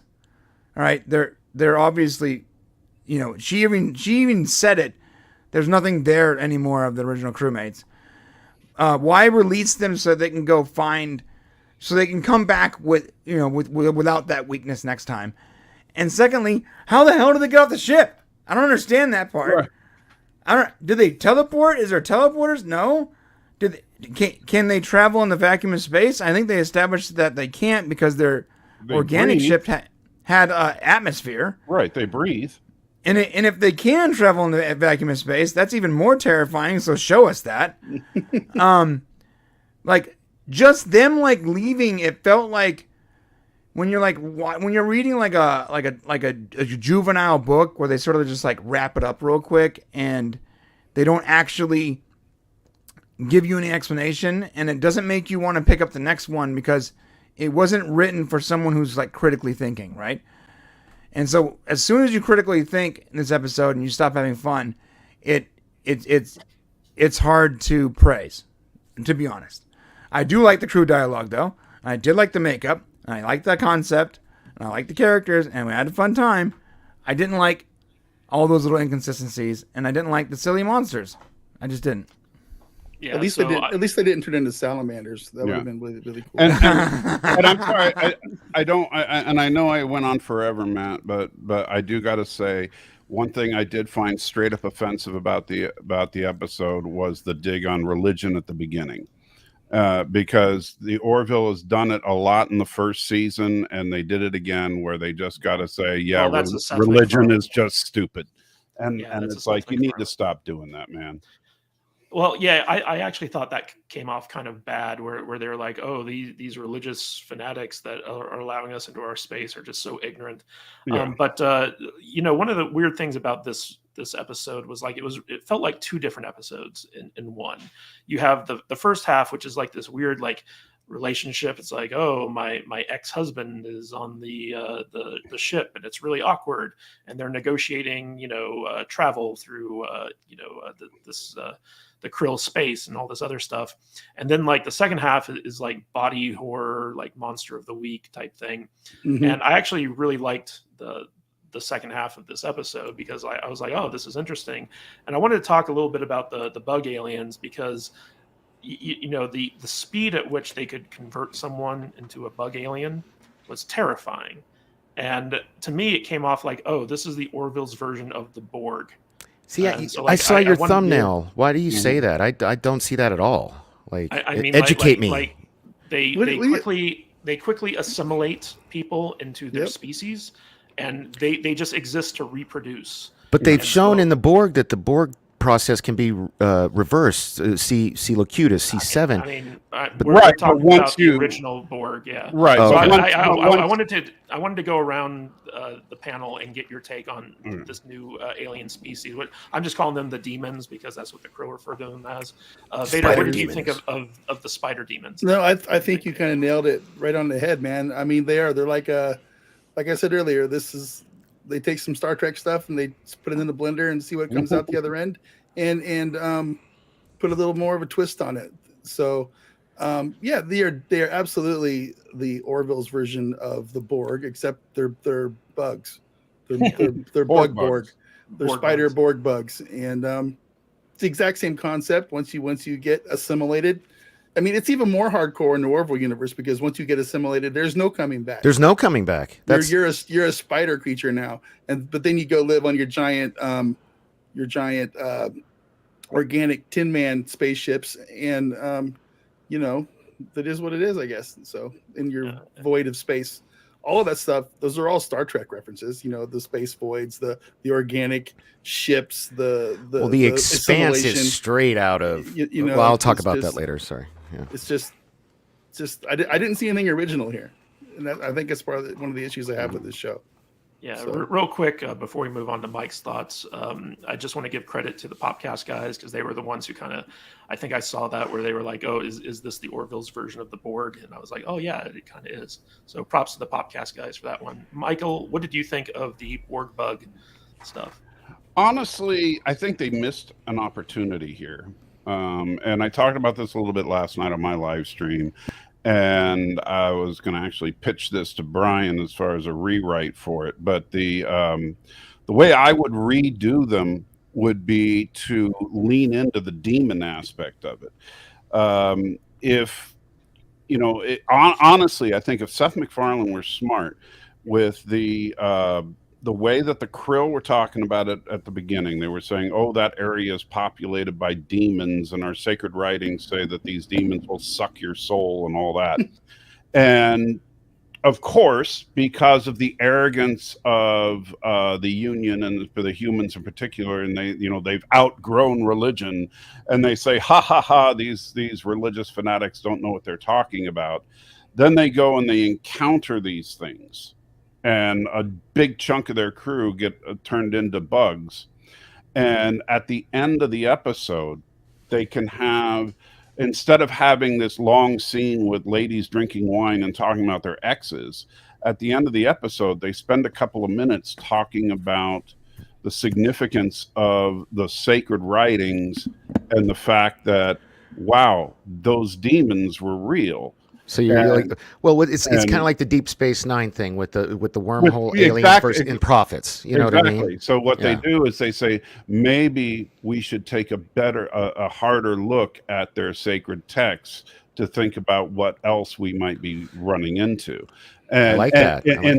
Instead of making it just this dismissal of religion and laughing at them, we turn it into maybe some of what they believe is based on reality. Well, maybe they're swerving you though. Maybe they're being so dismissive because they're going to do what you're saying and find merit in their. You know what I'm saying? No, because this is a Seth MacFarlane production. They're not. I do want to point out, Michael, that the other admiral that they were like teleconferencing with did point that out. Like he did say that.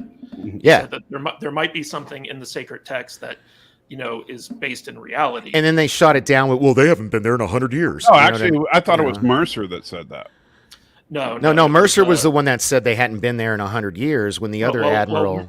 Mercer ultimately agreed with the other admiral. I know Mercer said it was ultimately worth the risk, but Yeah. I'm trying to remember exactly. I'd have to rewatch it again. So I just want to, and I'm not shilling for my mom here. I try to put it in the private chat. My mom brought up a really good point I hadn't thought about. She says the demons will be back now that they have the admiral's knowledge. They will be a problem, and I think I'm sure they'll be back. They will. Yeah, be the well, Borg not of just the not just series. be back, but like she's right. Like the when she was like. Well, they're When not a Penny, hive or not mind. Penny, when Claire was talking to him, well, you guys called him the Borg. I mean, whatever. I mean, if they're the Borg, they got to have a hive mind. But Borg bugs. yeah. Anyway, I'm not getting into that. But the fact that like when Claire talked to the Admiral Me Too, Paul. I mean, all the bugs are going to try to rape Dr. Finn. Why you gotta go there? You're the Christian. Oh my God! That's why Christianity's dark, man. You got Sodom and Gomorrah. Anyway, you're making me digress.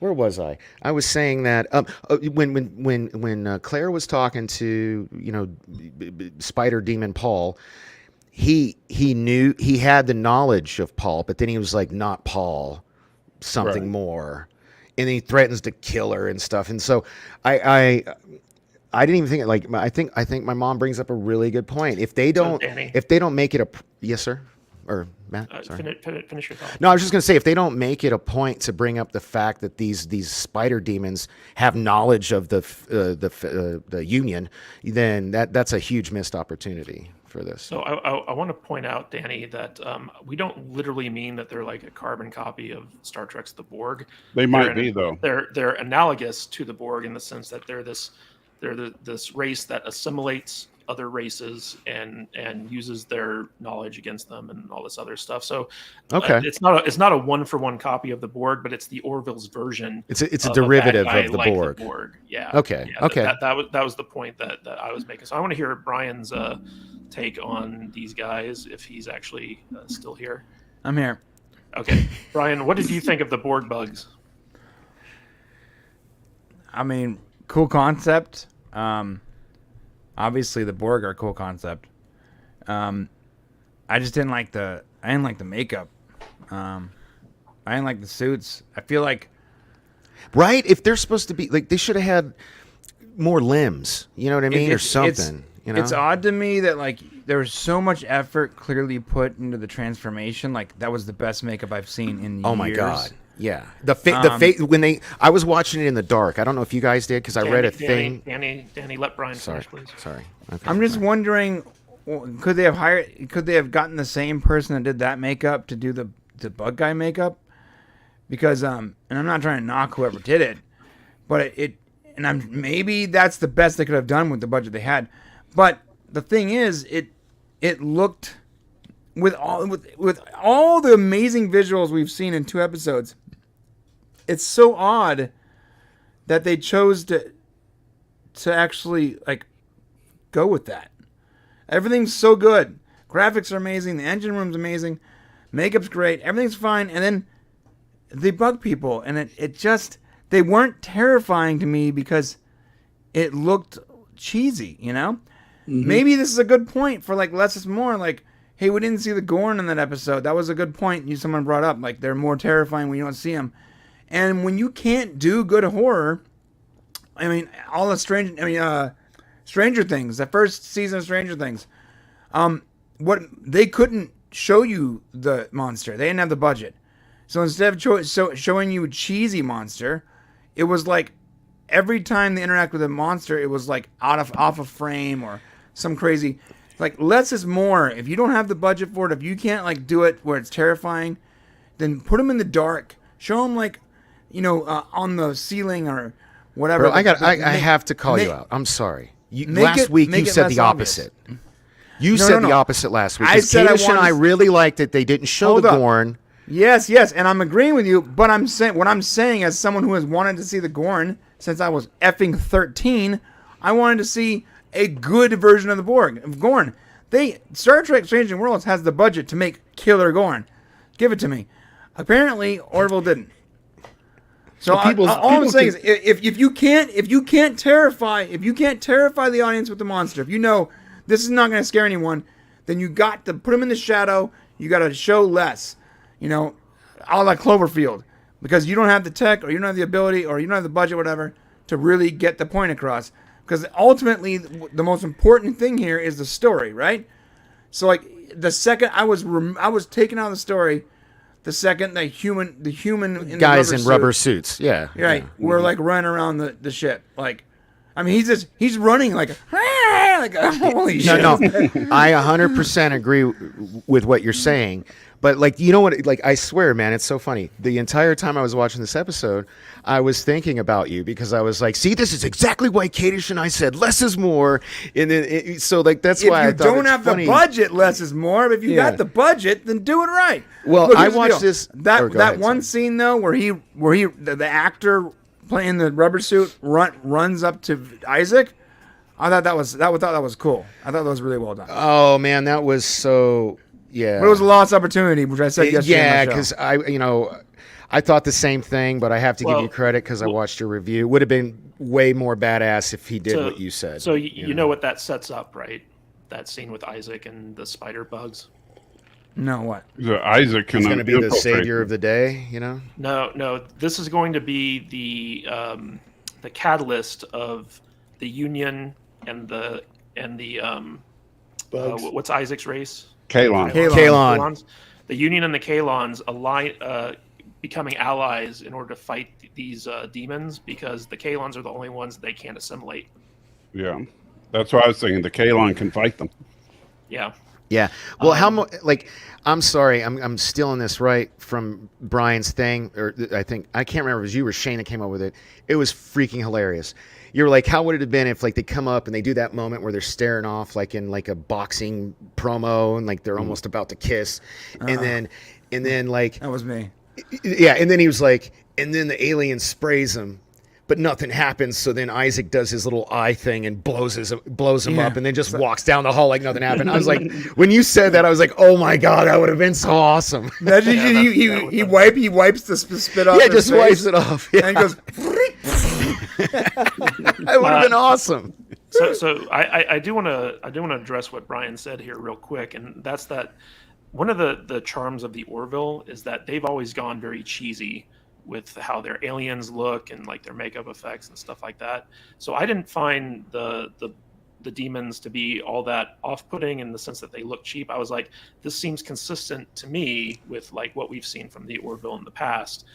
So like that didn't really bother me all that much. And in fact, I actually really liked the design of the demons. I thought it was like a cool kind of like scary little thing. It wasn't really even trying to be all that scary. It was just like a cool design, I thought.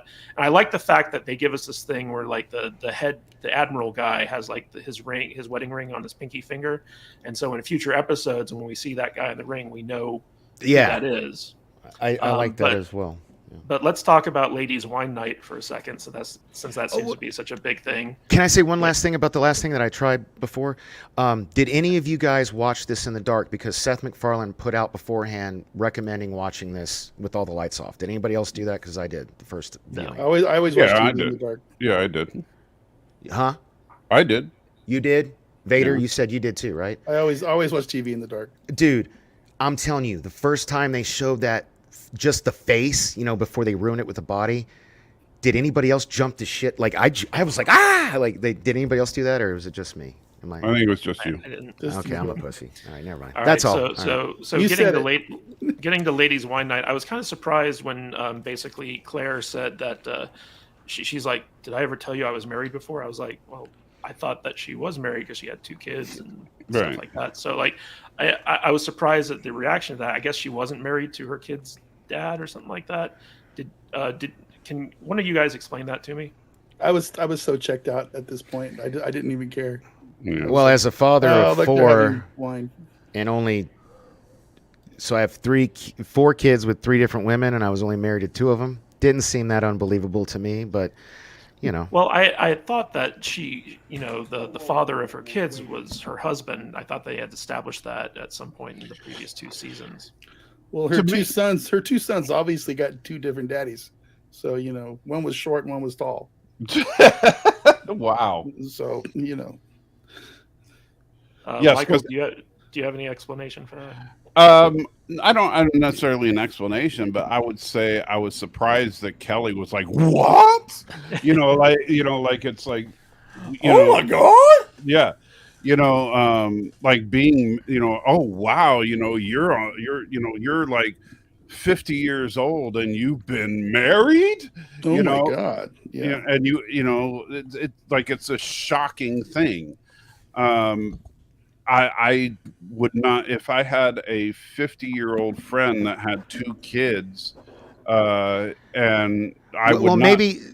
I would, and they said, "Hey, did I ever tell you I was married?" I would say, "No, you never mentioned it." That would be my reaction.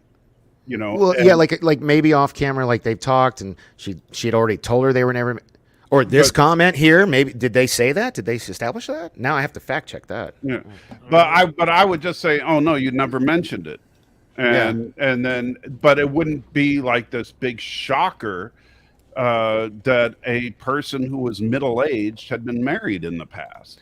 Now Well, you hold your tongue, sir. She's beautiful. She's I not didn't middle-aged. say she was horrible looking. You Look, can be beautiful and be middle-aged. yeah, my wife is middle-aged and she's super hot, right? Isn't Penny's gorgeous, right? Like she's still gorgeous, right? Yeah, I- stay on topic though, because I'm not trying to critique how she looks. I'm just saying that it's not unusual to meet a middle-aged person who has been married. You know, that's typical. Well, I want to ask Now, Brian. if she was 15 and she said she'd been married, then that reaction would be justified. You know, I want to ask Brian, since he seems to be very familiar with the first two seasons. Have they ever established that Claire was married to the father of her kids? Yes, they did establish that. And the episode where they go to Isaac has to protect them. She's that goes to plan with her sons. I'll have to pull it up, but I'm almost positive that she was talking to Isaac about her marriage. So, on your point, Mike, I agree with you, and I don't think it's a far-fetched idea to assume that Claire is a freak and she's probably had been married before, considering she had sex with a puddle of goo and a robot. yeah. This is true. She is a freak. I really wish you'd have let me make that design, Brian. I still think that would have been tits. But I'm just anyway. saying it would have been a cool design, but no one would have bought it. That's Okay, why I said. fair enough. All right. I'm going to three-way with her, Isaac, and I have to. No. Just sex with Yaphet. I gotta be pragmatic, you know. I know, man. You got to be like the. Never mind. All right, guys. So we got to see Lieutenant Tala kick some ass in this episode. Brian, what did you think of that? See, like a 90-pound woman throwing those Borg spiders around. I mean, I liked it because we've established that she is. Let me rephrase that. I liked it. I liked half of it. I think it lasted too long. But we've established that she's from a planet that has like 100 times the gravity or some whatever, and so she's dense and her muscles are dense and she's super strong. That is an established fact that she is a extraordinarily strong alien.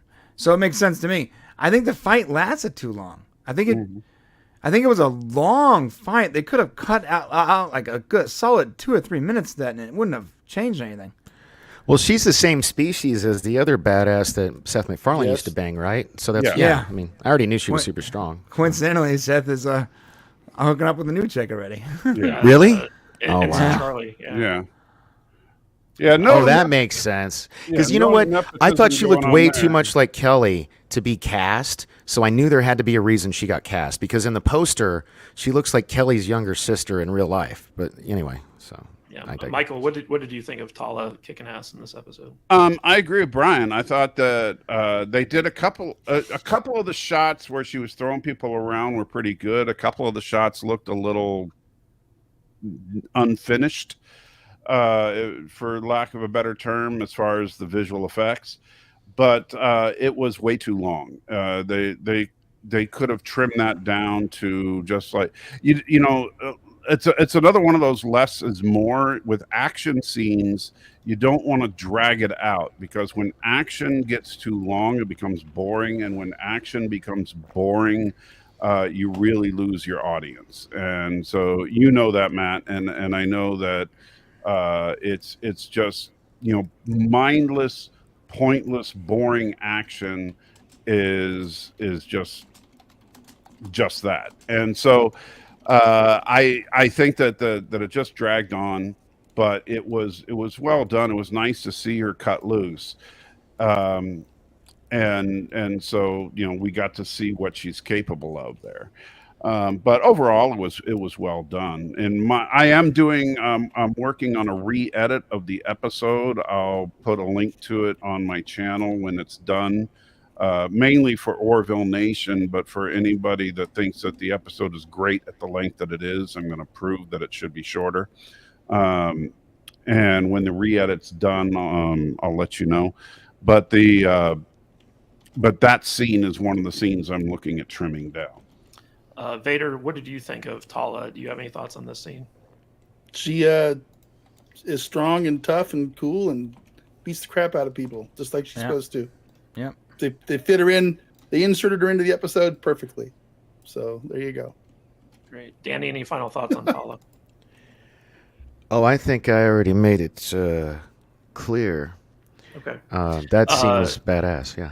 So one of the things I wanted to talk about is, first of all, they go into this dark space where there's like no stars, and they find this really creepy looking space station, and they go in without any protective gear at all. I know that this is the Orville, so like they play it fast and loose with the rules, so it's not a big deal to me. But I just thought, like, you know, if you're going into some place that's like unexplored, you might want to wear protective gear, because they did it the second time they went on the station.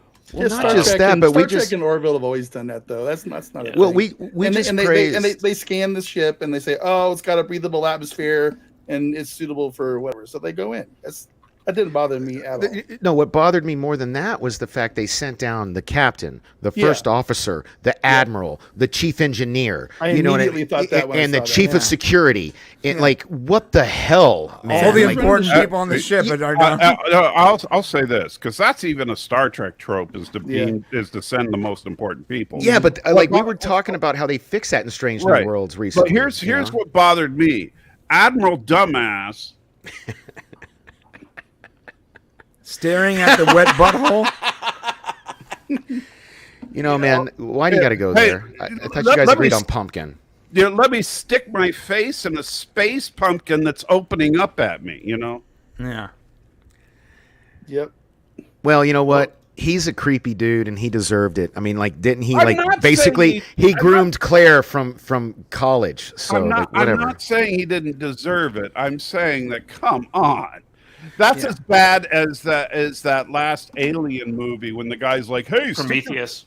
stick your face in this egg," you know, and the guy does it. You know, I'm more kind of interested in why you guys think this guy's like a groomer and a Me Too person. Because he clearly loved Claire. Whoa. Dude is carrying his ring around for 30 years. Vader. Listen, bro, just because you love someone too young for you is not. Vader. Yeah, I mean, I never got a Me Too moment once off this dude. Wow, really? Like, he creeped me out from his first scene. Listen, let me fucking talk, okay?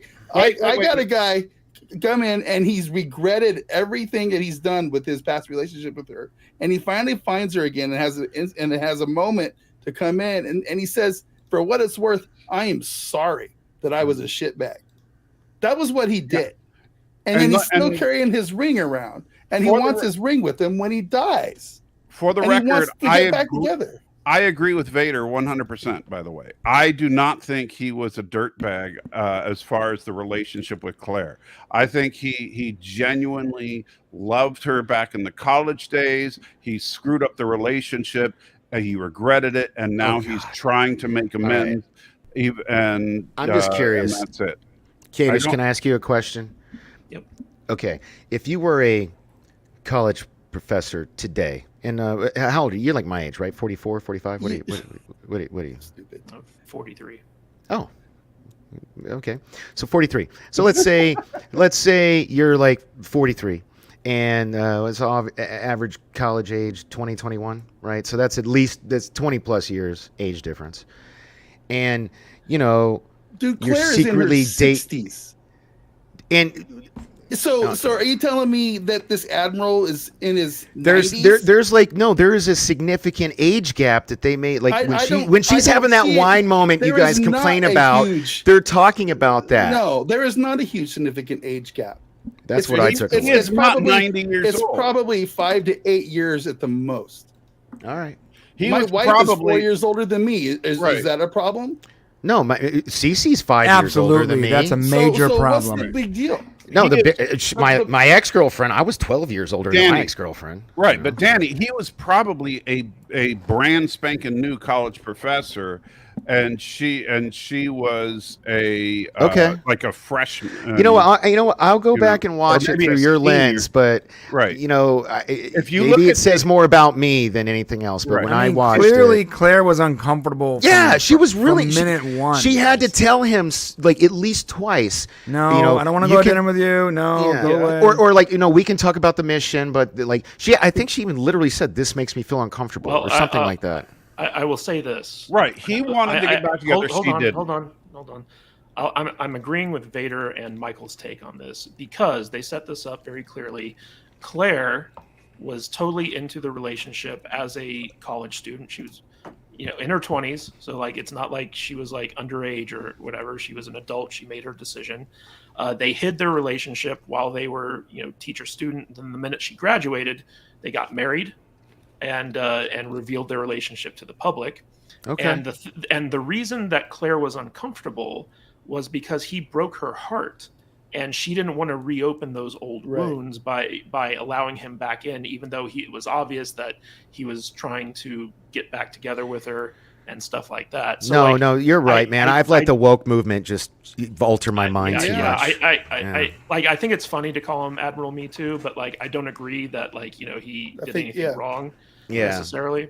And I think that like his relationship with Claire, now that he's like the lead Borg bug, is going to factor into future episodes. Right. So. It just sucks that the only reason he went on that away mission was so he could be with Claire. Like, you know what I mean? Like, obviously. No, that wasn't the only reason. It seems like it to me. You don't think so? Well, no. Well, he also wanted to get out from behind the desk, and he wanted to be the first to explore this new area of space. That your captain, no your first officer, and an admiral. I mean, one of those three should have stayed behind. That's all. You're correct, but we're also talking about a silly TV show. Okay. Yeah. So, I mean, the Orville has always followed the original Star Trek rules, where the command crew goes on the away mission. So, like, I didn't find that too weird, and also the fact that they wanted to historically be the first to step foot in this place and stuff like that made sense to me. Hey, do you have that clip? And the sheer fucking hubris, because that would have fit right there perfectly. Yosef in the chat points out that Finn was 61 years old, so he was not more than 10 years older than her. Okay, all right, fine. I already conceded to Matt's point. Yeah. Like I think that the woke culture has infected my brain. No. The problem is the guy's a bad actor, bro, because he came off as creepy, bro. So he did kind of come off as creepy. Maybe it wasn't written like that, but the actor came off as creepy and pushy. Like I said, he was from Days of Our Lives. So right. So it's not your fault. It's not my fault. If it wasn't supposed to be creepy Me Too guy, then maybe he should have acted better or acted differently. Okay. Because he came off as pushy and creepy. All right, so there's a rule. Real quick. There's a rule out there. Take your age, cut it in half, add 7. Then you're good. That's your zone. Is that real? Write that down. So I want to get everyone's final thoughts on this episode. Vader, what were your final thoughts on episode 2 of the Orville? Oh, it's just like I said when we started the talk. It's the same. I did not really enjoy this episode. I think they're just recycling old Trek tropes, and I need my funny haha back in my Orville, or else I'm not ever going to be on board with this new season. So, and that's really all I have to say. So, all right, Michael, what did you think of Shadow Realms? Final thoughts. Some good concepts. Take out the padding, add some laughs, and you have Orville back. Yeah. All right, Danny. He's Danny. Scribbling. I'm sorry, I was writing my question before I lost my thought because it sucks. Vader, I have a question about what you said. Okay, you like Strange New Worlds so far? Yes or no? Yeah. Is Strange New Worlds like? Why do you like? Is like good sci-fi? It's because it's actually like Star Trek. Yeah, okay. I don't need funny haha Star Trek. Okay, so what's wrong with the Orville being more like Star Trek? Because it's is it not still good TV? Is it not still good sci-fi? It's not Star Trek. They're trying to be too much like Star Trek and not like the Orville now. And I want the Orville. Okay. All right. I'm sorry, man. I love you. We'll just agree. I like how. I don't know why that's such a hard concept for you to understand. It's not a hard concept. It's Seth MacFarlane, not Gene Roddenberry. I get it, but okay, it's not. And in fact, you I'll clearly say this. don't get it. Orville is trying to be like Star Trek Discovery. Yeah. No, it's not. Oh, no, absolutely. they're still throwing in humor. They're just not smacking us over the head with it, But like hopefully Brian's right, and we'll get. I think that as long as they have, what are they doing? 10, 12 episodes? How many? I think 10. 10. So 10 as long as episodes. we get 3, I'm sure Vader would like more, but for me, as long as we get 3 episodes that are like the old Orville, which This there's is a show that too much that funny gives us haha. things We- like We should be Jaloja. getting 10 funny episodes. There should be something No. funny every episode. Okay, yeah, I think there is. Anyway, sorry. As far as my overall thoughts, I love it. It reminds me of what it's like watching Next Generation with there's still inappropriate humor in it. There's sex jokes in there. There's like I don't know. I don't get. I love it, and it's good sci-fi. And I was watching this interview. Seth MacFarlane literally has Neil deGrasse Tyson on speed dial, and so I think Brian brought this up. When Star Trek Enterprise did The Expanse, and they go into a void of space, or an area of space that's devoid of stars. Brian, do you remember the part I'm talking about? Where Yeah. they did it wrong in Enterprise, but they actually Yeah, did they it did it right. wrong. They did it right in the Orville though, and that was a direct Scientifically accurate. Yeah, that was a direct result of because Seth MacFarlane's relationship with Neil deGrasse Tyson. So I think things like that to me are just fat. I don't know. I love this show. I'm sorry, 2 for 2 for me so far. There you go. All right, Brian, what are your final thoughts on Shadow Realms? I loved the first episode. The second episode was a little wishy-washy, but I gotta tell you, the next episode, having seen it, it's really phenomenal. Good. I wouldn't say that you're gonna get the comedy you want, but there is more comedy, and it's just really good television. So this episode, yeah, it was. There's some moments I didn't like, and it was hit or miss. Would you guys give But- it like a 4.5? We gave it a 4.5. Yeah. My score was the lowest. Out of 10? Shane liked it more than me. No, that's the problem with their system. It's not out of a specific. They do It's ups not. and downs. We have to It's up. figure. It's up and yeah. down both. Anyways, here's the deal. It was okay. I'm also hanging my hat on the fact that next week's episode is going to blow people away. So Can I ask Brian a quick question? Can somebody explain? This was like literally, as much as I'm blowing this episode, I had a huge problem with the end. Okay, how in the flying did those aliens leave the ship? Does anybody know that? we don't already know. said that, but we yeah, already you're said right. that. Like we have no idea. They Princess Leia'd their way to the other ship. Yeah, that was really bad. That They was a used really the force. that was really the bad most omission. glaring omission from this episode. You know, I think it must be there, and it was just cut out by accident. It was like So- it was like when the doctor just cured Janeway and Paris from being lizards. They Right. just- Yeah, now I would say this is worse because, and I'm sorry if you said you guys talked about this. I did step away for a minute earlier. They've already established that they cut the have to have commercial and they were gone. oxygen. So there's no way they just like shot them out of airlock and they flew to the ship. There's no way in hell they would dock with a ship that's got like these. No. That's actually my theory is they don't actually need oxygen, and their ship had oxygen so they can get more victims. Oh, okay. Well, us nerds, we like to think too much about stupid Right, stuff but, like that. but that's my headcanon. Okay. Sorry. Well, thank you for. The bottom line tell is, you is that. they didn't tell us how. They didn't how tell to get us. a ship. Right. Yeah. they did, And now we have to like talk about it for hours on end on YouTube shows. So, All right, guys, thank you all for showing up today, and especially thank you to all the people who gave us super chats. We really appreciate the support. Matt Vader 74, where can people find you on the socials? you're right down there. Matt Vader 74 on the socials, mostly Twitter, YouTube, mattvader.com. I just hit 300 followers last night, man. Woo! I 300. was one of them. I saw your thing on Discord, and I couldn't believe I wasn't already subscribed. I'm sorry. Every once in a while, I go over there and I play a little Fortnite or Cool. something just for fun. But that's not a huge deal. But yeah, Matt Vader 74, Twitter, YouTube. No, not yet. The places. Yeah, the places. Michael, where can people find more of your shenanigans? My shenanigans can primarily be found here on YouTube, Salty Tracker, and we're going to be having some fun next Friday. We're going to watch a Neil Breen movie, and if you haven't seen a Neil Breen movie, it's like if you've never taken acid and LSD at the same time, you will feel like you did after watching a Neil Breen movie. Acid and LSD is the same Yeah, thing. Neil Breen, the Las No, Vegas local. We love Like him. imagine like taking. Well, I don't know.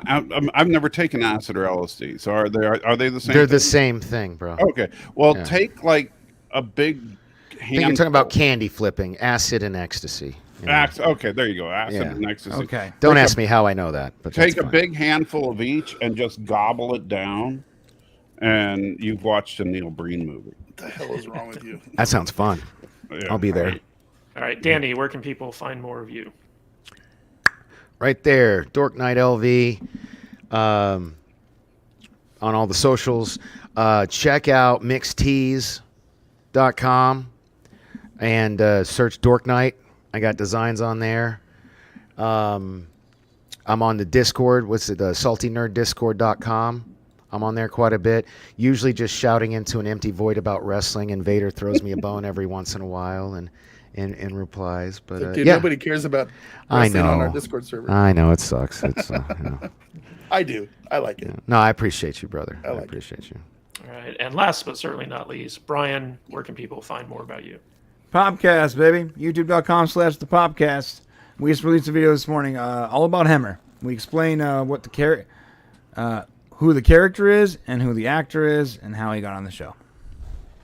And everyone's YouTube channel is going to be linked in the description of this video, so please be sure to check those out. Anyway, guys, thank you all so much for showing up today and talking about Star Trek and the Orville with us. Really appreciate it. Be sure to come in next Saturday when we talk about Episode 7 of Strange New Worlds and Episode 3 of the Orville. I'm sure it's going to be an even more lively discussion. Same soul than we had time. today. Same salt channel. Yes. And also be sure to check out our Obi-Wan reviews. They've been doing really well, and we really appreciate all the attention they've been getting. And tomorrow I'm actually going to be on the Force of Light video talking about the differences in writing quality between Stranger Things Season 4 and Obi-Wan Kenobi. So that's going to be a fun little video. Anyway, guys, thank you all so much for showing up. We really appreciate you. And